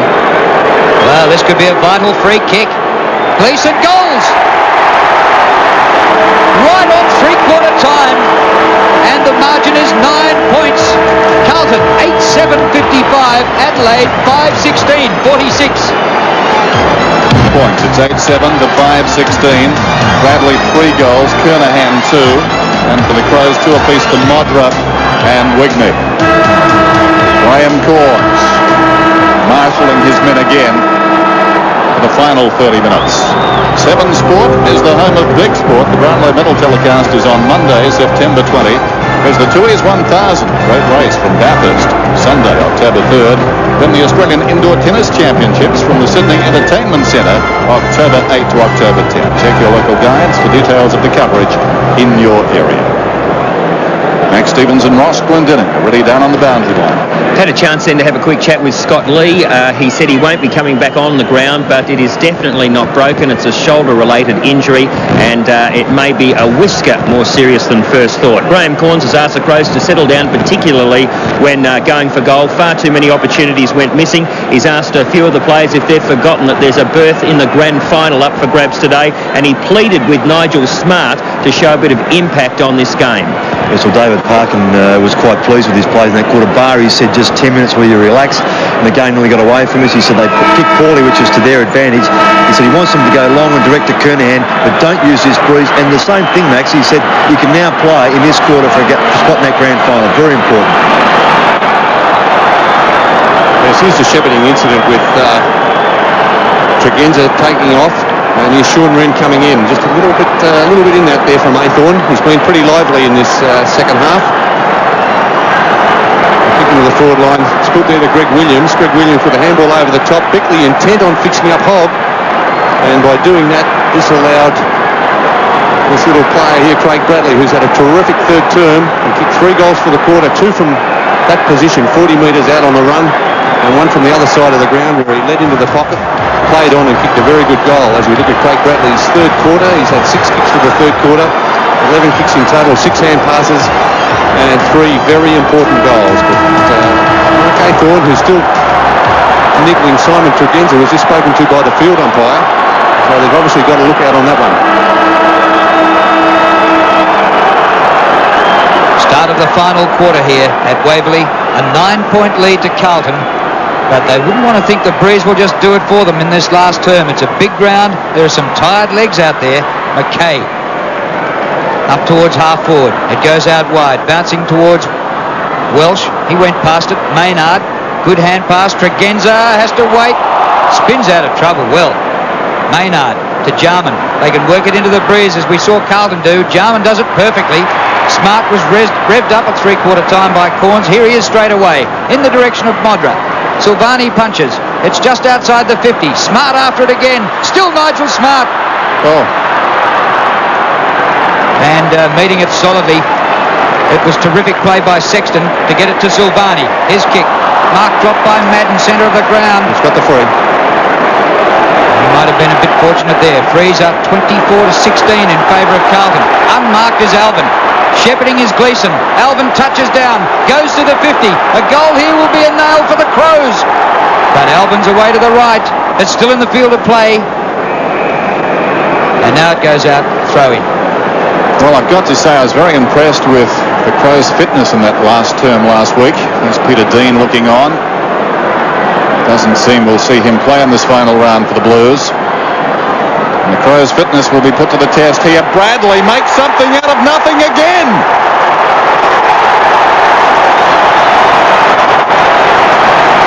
Well, he's a miraculous player.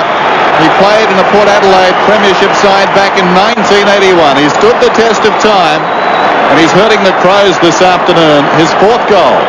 Would the Adelaide people back in Adelaide looking at this be crying when they look at Bradley kicking 4 goals in this second half. And of course Stephen Kernahan with 2 goals in that first half also. So 6 goals out of the 9 coming from former Adelaide players. Back in the centre. Madden wins the tap. Brown for Carlton. Brown for Adelaide.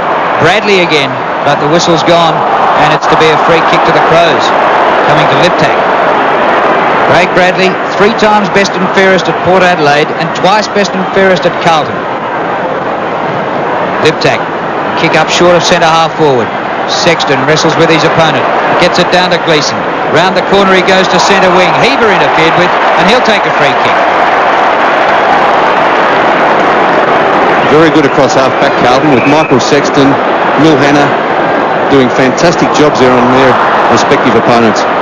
Kick went over the head of Gleeson. Aythorne goes blindly. Comes to Spalding by some miracle. Long kick. Kernahan! A bit of a nosedive there, Steve Kernahan, but a great attempt to mark, diving mark from the big fellow. Spit out a bit of the Waverley Park turf. Here we see again a hand pass. Bradley there again involved. Big Earl Spalding, a hurry kick. Kernahan getting out, taking that diving mark and getting a mouthful of the Waverley turf. Kernahan lining up for his third goal. The crowd here today, 59,233. So last week's final at Waverley was just 29,000. An interstate team, and it drew 59,000 today. Great performance, and many Adelaide fans have come over. Mixed emotions in Adelaide, no doubt, with Kernahan, their hero, lining up to bury them, and Kernahan might have missed it. Don't tell me. 2 goals, 2. Shrug of the shoulders from that Carlton fan. They wouldn't be safe yet. They lead by 16 points. On the 7 Sports scoreboard, 9-8 to 5-16. McDermott to bring it in. 20 possessions this afternoon for him. There's Anderson. That will be ignored. He virtually comes straight down the middle. Wren's up in front, and that's a very good mark, considering the height of the opposition. Away to McGuinness, who runs away from half-back, chips it out wide. Maynard has to stretch, goes down and gets it. Now Bisker is on down the ground. Bisker can take it and go. He hesitates momentarily, kicks for space, coming up on the lead. Tasker. That was a very good kick by Bisker. That was spot on, wasn't it? It had to be perfect, Dennis, and it was. Sean Tasker on the lead. I do prefer him in the forward line to Big Randall Bone, mainly because of his mobility, Sean Tasker. Very important kick, this one. The margin is 16 points. This to pull it back to 10. Has it got the carry? Not quite. 3 Carlton players in defence, and in triplicate they push it across the line. Tasker, I'm not kidding, he must have had about 7 shots at goal for 2 behinds, and about 5 of them have been rushed through like that one. Ratton into McKay, straight up the centre. Spalding is there. It's punched down well by Rasciuto. Goes to Maynard. Anderson. Crows moving it well into the breeze. Anderson to full forward. Modra caught behind. Silvani can't mark. Off hands it goes to Ratton. Ratton out towards half-back flank. Maynard. Fitness will be a telling factor here. The fact that Adelaide played last Sunday and had just 6 days to recover. Carlton played Saturday night. 6.5 days to recover. I wonder whether it'll make a difference. I don't think we'll read much into that, Drew. I don't think it'll make much difference. They both played at the MCG, which wouldn't have taken as much out of them as a game here at Waverley will. Gleeson down towards half forward, awkward bounce. Bisker gets back first. Maynard. Now McDermott away from half back towards midfield. Wigney held without it. He'll get the free kick. Advantage will not be paid. Here's Wigney. 2 early goals. Their only goals till half-time. Kicks inside the 50. Tasker gave a contest. Knocked down by Smart. Tasker again. McGuinness sends Liptak into space. He's dragged down. And like a soccer goalkeeper, Silvani stopped it. He boots it towards the outer side. It will run out of bounds in front of McKay. Well, another metre in elevation on that kick. It would have been a goal, and or Modra would have marked. David Kernahan looks on. Mainly here because of the great effort from Matthew Hogg, causing Liptak to kick that ball low. A desperate attempt by Matthew Hogg getting to Liptak. An heroic performance by Steve Silvani, just the same. On the 50 it is. McGuinness like a terrier. Gets it out to Wren. Wren feeds a good hand pass to Jarman. He's got Brown on, but he goes for goal. Won't make it. Silvani again. Oh, has he flogged Modra? Silvani. The kick bounces. This is dangerous ball. On the bounce, Alvin takes it. Won a reprieve off the interchange bench. Spalding to Christou. He can go like a stalled gift runner. Ange Christou off the left boot. Kernahan the chance. Pushed out. Must be a free to Kernahan. Advantage. It goes to Heber. Open goal coming up for Heber. And now Bradley, who kicks number 5.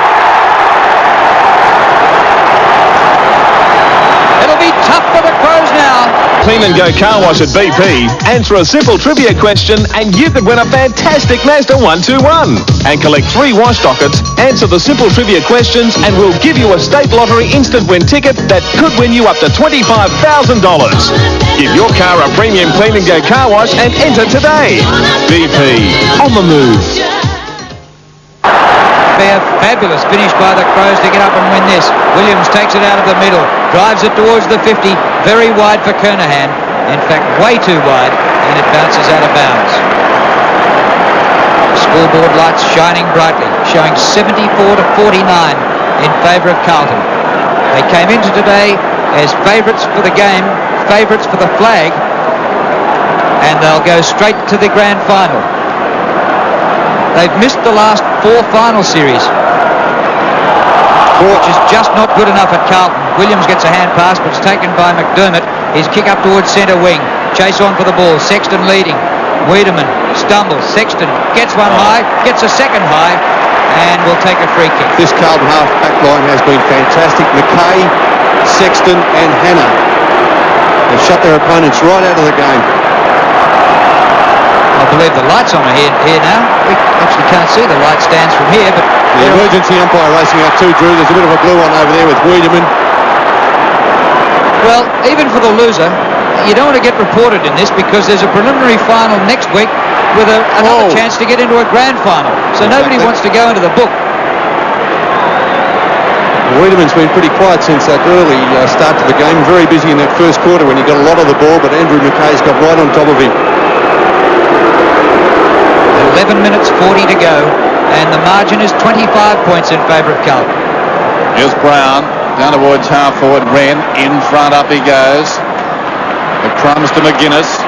Smart, back to McGuinness. Close to the boundary line, runs to the 50. This could be a good goal. He's missed to the near side. McGuinness still running. 26 possessions for him. At the margin, 24 points. Silvani and Bradley will dispute the honour of man of the match. Silvani got it to Hannah, who goes short to Alvin, who had all sorts of problems with Tregenza at the start of this game. Alvin just up from the back pocket. Very gloomy now, despite the lights being on, as the kick comes towards the wing. Offhands Bradley. He just keeps going like his opposite number, McGuinness. Brilliantly done by Welsh to paddle it back towards Bradley. Bradley kicks inside the 50. Kernahan wedged to him there by Pittman, who did well in a tight situation. Bickley's hand pass. Rashudo got it on McDermott, now Visca. Visca storms away from half-backs. Boots it down towards half-forward. Great courage by Hogg.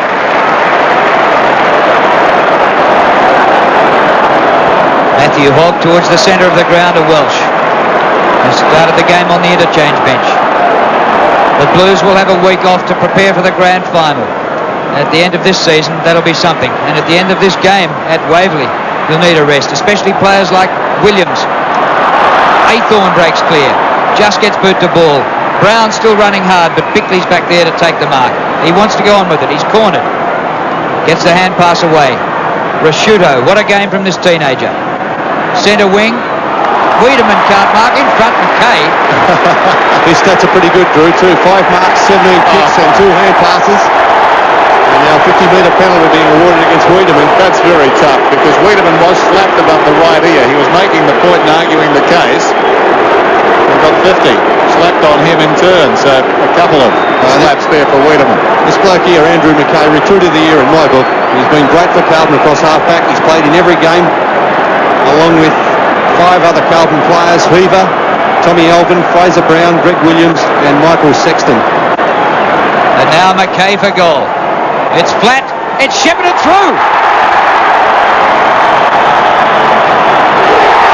And conceded the 50, having been slapped by Kernahan. The ball comes out towards the wing. Liptak keeps it in front, handles it towards the boundary line, tries to go back inside and does successfully. Anderson threads it to Jarman, to McGuinness. So the question now for the Crows, can they regroup? Probing kick inside the 50. Christou goes back. What a terrific game he's played. And guess who? Silvani to Hannah. 3 of their best, although Hannah fumbles this time. Gives it away in effect. Tasker back to goal, but he can make something here. Turns, kicks, and for one of the few times hasn't seen his kick touched on the line. It's a goal. Too little, too late for the Adelaide Crows. 6:20, that's right. 20 behinds this afternoon to 12-8. Yes, but 10 of those behinds, Dennis, have been rush behinds. As we have a look at this in replay, about the first mistake the Carlton defence has made all afternoon. Ordinary hand pass coming from Custo to Silvani to Hannah. I'm not too sure how Hannah got rid of the ball. I think he threw that out anyway. The turnover resulted in that goal to Sean Tasker. 8.5 minutes left. Aythorne can't get a disposal. Wiedemann somehow gets it out of the middle. Up towards the 50. Sexton, fingertip control. Back to centre wing. McGuinness had it spent before he got it. Left it behind for Hogg. Hogg up towards centre half forward. Spalding. Off hands to Welsh. Now Williams charges to the 50. Gives off the hand pass. It's Heaver right in front. Another one. Brent Heaver gets his second. Was there any doubt? 5-goal margin again. And 47 goals now for the season for Brent Heaver. He's done remarkably well since he made his debut with Melbourne. Went to Epping for a while and was picked up by Carlton in the March draft. And there is that goal from Brent Heaver. It's all run now for Carlton. It's been a terrific last term. And a free kick here spotted by the umpire and going to Sean Wren. Centre square infringement against there. Mark Aythorne, I think it was again. Rashudo kicks it down inside the 50. Back goes Hannah. Makes another mistake. Well, he hasn't finished as well as he started. He's paddling it towards the boundary, anxious to redeem himself. He gave it away. Smart gets it to Anderson. Vacant goal. He goes long, and Tasker, the only man down there, drifts into the square. In 50 metres. Take him back to the goal line, surely. And get the angle right. Get the 50. You're straight in front. Yeah, exactly. Not that it'll make much difference, I don't think, in the long run, because Tasker shouldn't miss this one. Several coaches have had terrific seasons, but none more so than David Parker. The Blues have come from 7.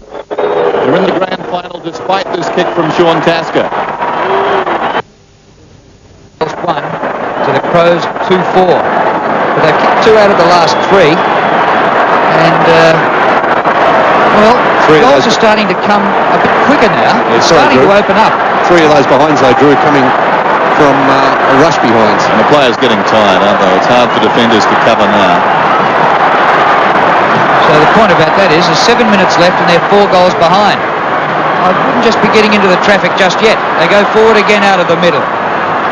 Oh, he's been tremendous, Tregenza. It bounces up to the forward line. 2 plays 2. Christou the first there. And his man has kicked the last couple of goals for Adelaide. Tasker. Centre wing, Jarman. Paddles. Wren gets it on. A ball to the 50. Hannah spoils Smart. Comes to the front. Ratton, the hand pass to Williams. And he's got time for a cut lunch out here before he picks up. Pick the best option. Gee, they're tired.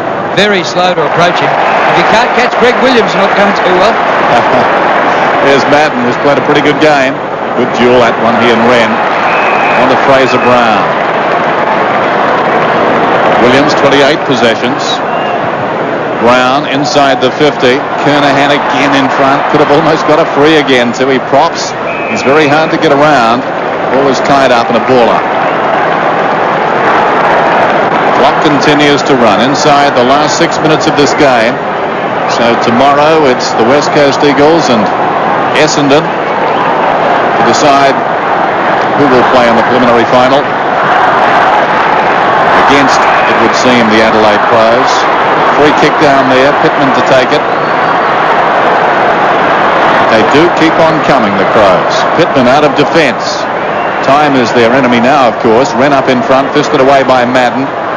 Well done by Aythorne. Aythorne about 70 metres out, but the kick's a shocker. And bounces out of bounds down there in the pocket, but still, time is being consumed. Of course, this will change next season, and I think that's terrific. The clock would have been stopped in this situation.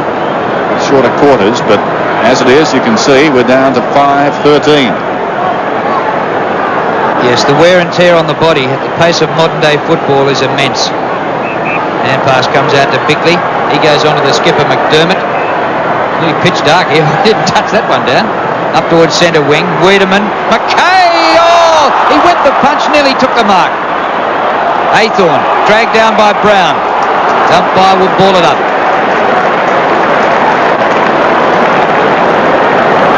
Acrobatic effort there by Andrew McKay. 4.5 minutes left. 4 goals the margin, Carlton in front. Bradley sensational after half-time with his 5 goals. Tregenza, support from Rasciuto, back to Tregenza. Brown marks in front of Ratton. Dragged down after he took the mark. And they're really trying to hold them up now, the Blues. The kick by Brown towards the 50. Williams says, who's going to help me? He had to look around, didn't he? He couldn't believe that he was there by himself to take that mark. Bradley in open space. Craig Bradley. His 25th possession is a short pass. He gets it to Ratton. And now the sting has gone out of this game. Ratton comes back to Bradley. The umbrella's going up. Bradley goes to Gleeson. I suppose these Crows fans have got a choice to make. Do they come over next week for the preliminary final or save the money and hope for the grand final?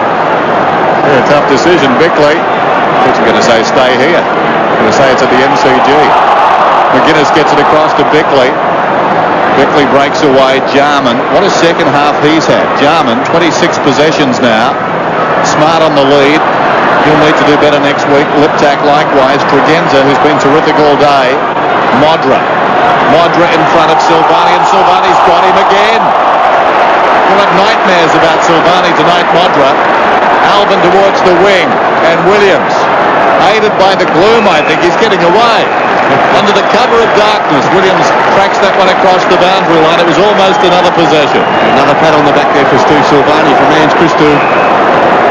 Great games to Steve Silvani playing on Modra. It certainly is a different game played at the big venues, and they don't get any bigger than this, although we had a look at the dimensions of Cardinia Park, and it matches it. But you can get spaces, as Greg Williams has found about 3 times in this last quarter. Ball back out of play, the rain gets heavier, it's dark, it's wet, it's gloomy for the Crows. They'll have to regroup and come back next week for the preliminary final at the MCG. That was cloud cam, I think. Yeah, that was right up there in the stratosphere. The rain will be sweet on the lips of these Carlton players. And what a job. Only 6 survivors of the 1987 Premiership. It wasn't all that long ago, but 2/3 of a team have passed on. Silvani, Bradley, Kernahan, Madden, Gleeson and Alvin are back from that 87 Premiership.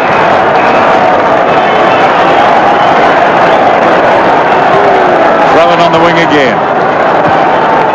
Strange scene. The rain arriving late amidst these celebrations. Certainly by the Carlton supporters. Wren's in there. Jarman again. Dragged off it. Liptak. Quick hands away to McGuinness. Wiedemann tumbling down. Got it to McDermott. Away to Bickley. Bickley towards half forward. Wigney is there. Sexton does well. Heaver off the ground towards half forward. Williams. Still he goes, Williams. Paddles it out wide to Heaver. Brilliant stuff. Despite the scoreboard, still players giving their all. Rasciuto to Jarman again. Jarman up through the middle. Kicks inside the 50. Tasker props in front. Where's Silvani? Silvani slaps it out. Liptak's got it though. Kicks and kicks truly. Very good player, Matthew Liptak. Not quite as effective this afternoon as he was last week.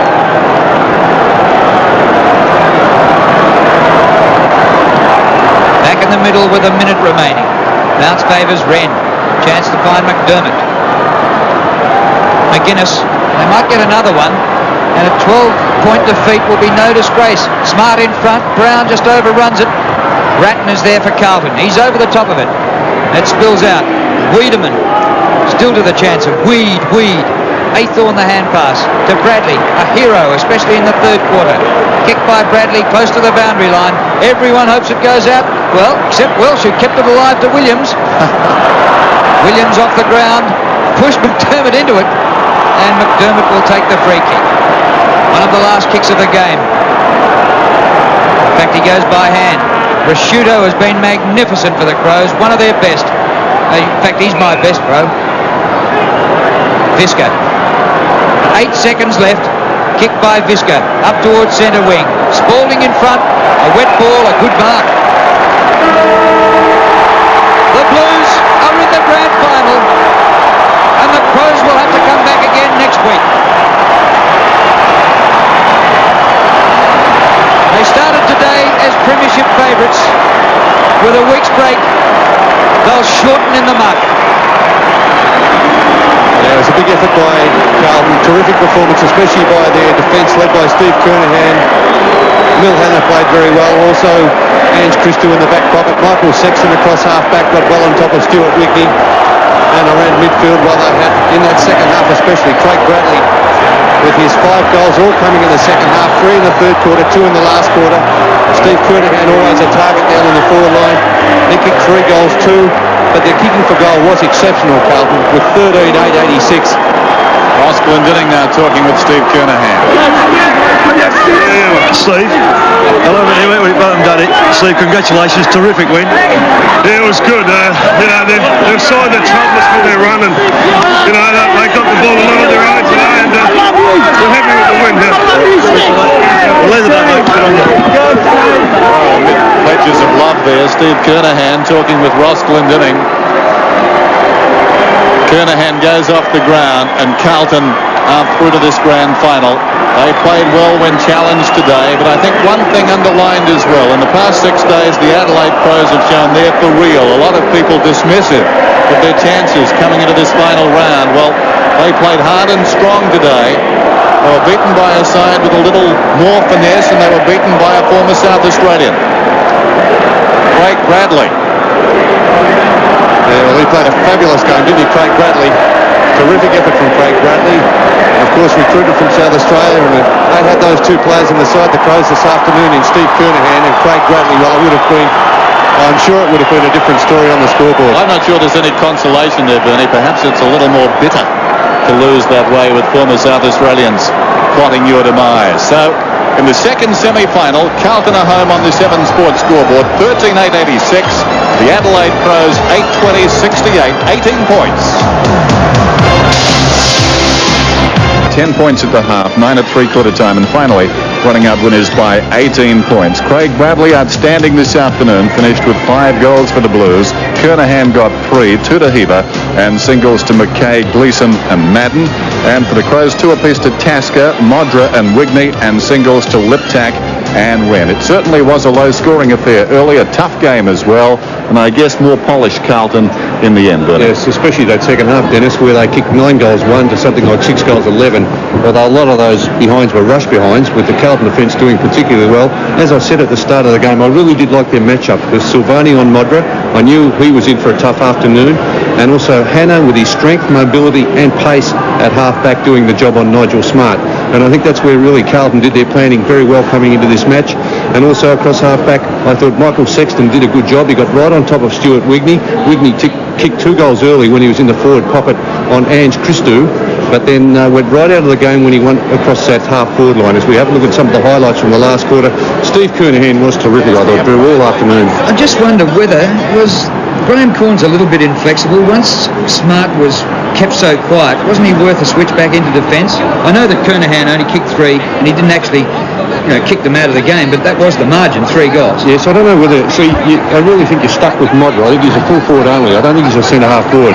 So with Modra and Smart out of business, I don't know what you can do with him, because I don't think you can bring Modra out to centre-half forward, as I said. But Smart really did have a quiet afternoon yet. They've got nothing out of their 2 key forward position players, did they, Adelaide? Yeah, and we talk of the reliance of Carlton on Kernahan, but he doesn't dominate their goal kicking like Modra does the Crows. No, the second leading goal kicker for Adelaide's about 100 behind Modra. Yeah, that's true. Very true. But really, they didn't get a lot out of any of their forward line. Wigney, as I said, kicked those 2 goals early. Bone did nothing, really. He has to look at his fitness, Randall Bone, because he really is lacking mobility. He's a big boy, but he's got a lot of puppy fat on at the moment. And if he wants to play at this league level, AFL level, he really needs to give him a chance with his fitness. And there's no doubt it was a defensive game. Is that the way we're going? The Eagles won a premiership last year by playing defensively, and these 2 teams certainly went at it defensively today until Bradley broke away in the third quarter. But, well, I suppose really these days a winning score is going to be 70 or 80. Well, it certainly is the way it goes in the finals, because finals football is so much tighter and so much harder to break free and kick those easy goals than in the home and away season when you see the matchups, because they worry about the matchups so much more coming into the finals. And they Carlton realised Adelaide's danger players, and they covered them very nicely. Have a look at the match stats. Carlton won in the kicks. Ended up behind in the hand passes. Adelaide, one of the highest handballing sides in the competition. Marks well in favour of Carlton. They did terrific there. Justin Madden took quite a few good marks. Ended up with something like 11 for the match. And centre breaks, look at that, 17-7. So really, you'd think with a side getting 17 centre breaks to 7, an advantage of 10, that Adelaide would have been a lot closer, and looking at that, probably would have won the game, but not to be. Time to look ahead now. Tomorrow it's first semi-final day. Essendon against the West Coast Eagles at the MCG. Check your local guides. Just who will play the Adelaide Crows next Saturday at the Melbourne Cricket Ground? One of those sides making their final appearance for the season in tomorrow's first semi-final. Time right now for Plays of the Month, and the month is August. Oh, there's a pig on the ground. There is a pig at full forward. That looks like a large white landrace cross. An expert in the field. It's a good thing you're here. To an expert in another field, the king of boot in mouth, Peter, I was a pop star, McKenna. Now I reckon, I'll make a comment here, is the best kick of a football in AFL. Now you watch this. Oh! I will never, ever wrap another bloke up. He is still, I maintain, but oh boy, they let you down. I wonder if Pete also put the moz on Tony Francis. To the clash of August, and Big Jim Steins and Randall Bone were both a little worse for wear after this nasty collision. Speaking of clashes, let's get Graham Righty to separate these two. Hang about, Righty, not the umpire. He's just drifting into the right pocket now. That's full forward. That was exciting. Something just as exciting were the marks of August, and Gavin Wanganeed's grab was a beauty. While up at the SCG, Alistair Lynch's screamer was just as spectacular. But never one to be upstaged, Doc Wilder decided to thrill the crowd by swan diving over the fence. Degree of difficulty, Doc, 2.6. While against Hawthorn, Kenny Hinkley thought they were coming from everywhere. But Kenny, they weren't. Meanwhile, back at the SCG... It's great to see both clubs working together on this issue. This is extraordinary. Yes, almost as extraordinary as this classic McKenna comic. And look at that cheer squad. There's some good sorts there, Bernie. Yeah, you need glasses. Oh, yeah, you need glasses, Macca. To the yuppie of the month, and who else would be on a mobile phone just seconds after the final siren but Andrew Jarman. Looking for finals odds, Jars? While the nice guy of August was the Swans trainer who kindly offered North skipper Wayne Carey a drink. Now that's what I call teamwork. But there is absolutely no doubt as to who the hero of August was. Fine tackle. What a magnificent tackle. That's Darren Holmes. Smell the bacon and smell the champagne down there in the rooms. It's on the lips of quite a few of them now, celebrating their second semi-final victory. But of course, the job is still to be done in a fortnight's time. Steve Kernahan, 3 goals on the forward line this afternoon as Carlton advance to the grand final. We'll be back with more right after this. The name of the game is a strand. 18 points. Greg Williams, one of their stars this afternoon with a lot of possessions, but I guess the man who really did it for them, we showed you Williams' stat track at half-time, was Craig Bradley. He finished with 5 goals, and this was his work rate in the final term. Yes, he did. He really worked hard in that second half of the match, Craig Bradley, especially with his running. And the skill when he gets the ball also, Craig Bradley, because he kicked 3 goals straight in the third quarter, 2 goals straight in the last quarter. He ended up with 5 goals straight for the match. And you consider that Carlton kicked 9-1 in the second half to Adelaide 6-11. And that's really made a lot of difference in the end with the margin only 3 goals. Ross Glendinning is down in the Carlton rooms, and with him is Mike Fitzpatrick. Ross? Thanks, Dennis. Mike, terrific effort. I thought it was a very even team performance. Yeah, it was a very even performance. I thought we were a bit lucky to get out of it. The third quarter, Adelaide dominated the game. Got all the balls out of the middle, but couldn't kick straight. The last quarter, we ran all over them. The half-back line, Fitzy, I thought was very strong. McKay, Hannah, I thought they not only they beat their opponents, but they used the ball well. Yeah, the half-back line, I thought, probably kept us in the game, particularly in the third quarter. and the use on the way out. And then Ange Christo's running out, I think, also complemented Hannah's running, and they're a dominant force of the game. Yeah, and what a great time for Steve Silvani to play such a great game at fullback. Well, he's really done it for us about the last 3 or 4 weeks. He's dominated some of the best full forwards in the competition. They've only scored 1 or 2 goals. Go back a few weeks, Rocker got 1 handball, so it's outstanding. He's just playing great football at the moment. And Craig Bradley's third quarter particularly, Fitzy, I mean, he really gave you a spark, didn't he? And to kick goals as well was fantastic. He did. We had a lot of trouble with the tags early on, where we didn't particularly like the matchups. And as the game went on, we managed to resolve that. Reynolds got free in the third quarter, kicked those 2 into the wind. And they're probably deciding goals when you added it up. And I think the other good thing too, Fitzy, is perhaps not such a great reliance on Kerners today. Even contribution around the forward line. No, I agree with that. Much more even, and I think really it was a win which reflected endeavour more than anything else. I think so. I think David Parker mentioned before you've worked so very hard to get this far. Do you have a preference, Fitzy, who you might like to play? No, I think we'll take whoever comes up. Yeah, I'll be happy with that. Yeah. Well, thanks for your time and good luck, Mike. All right, Josh. Okay, thank you. Let's take a look at the statistics of some of the Carlton players. Well, Craig Bradley, the most outstanding stat for him is the 5 goals, but 19 kicks with 18 handballs. Great game. Yeah, terrific game. Christo also in that back line, 17 and 5. Peaver ended up with 14 and 7. He was very good. And Greg Williams always effective. He's ended up with something like 30 possessions again.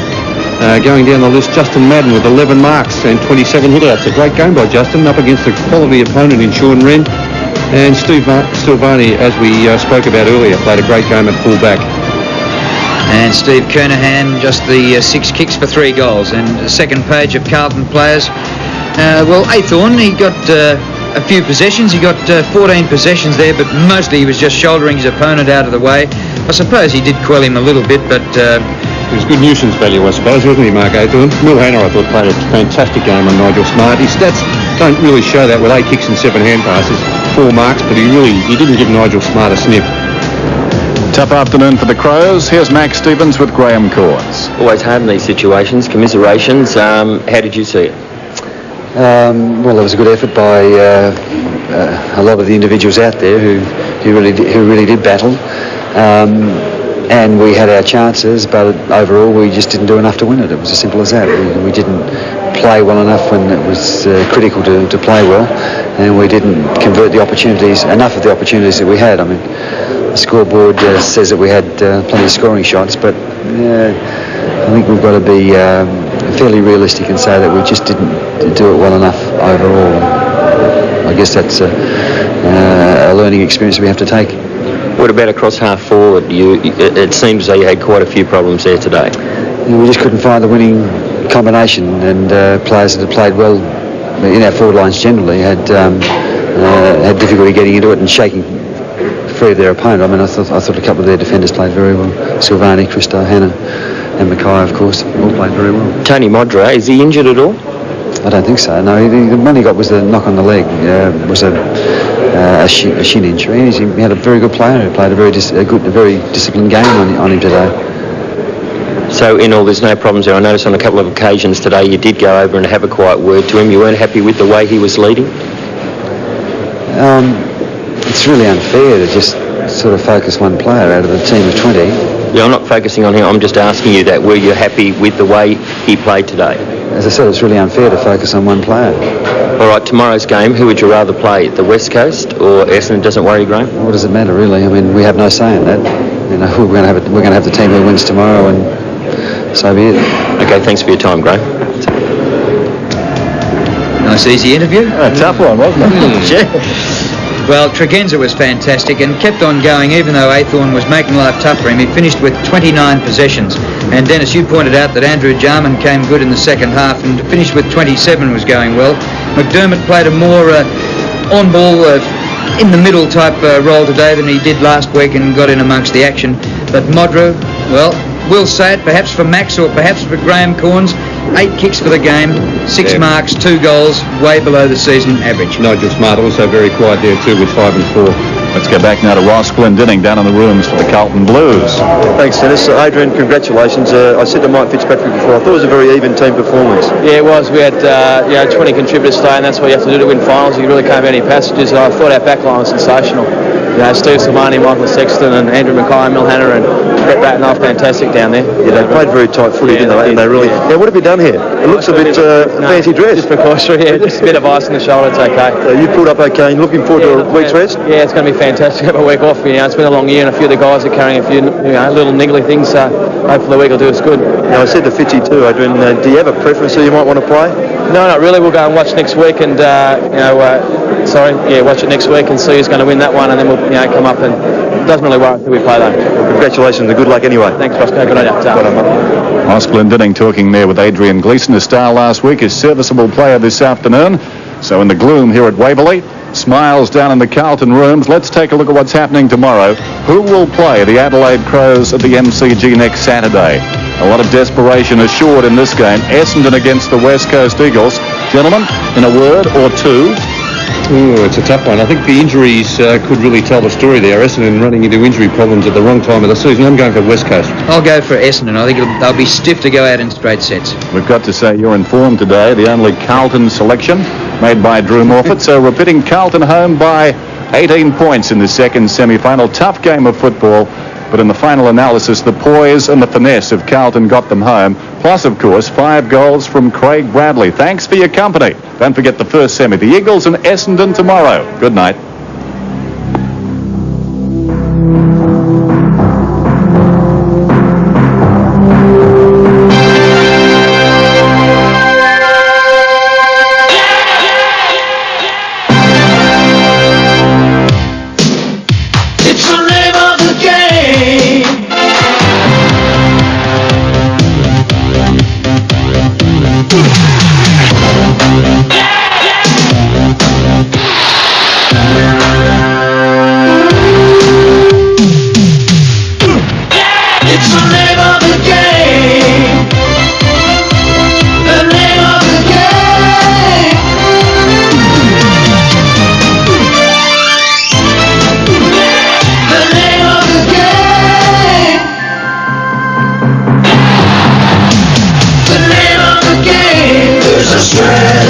This has been a 7 Sport presentation.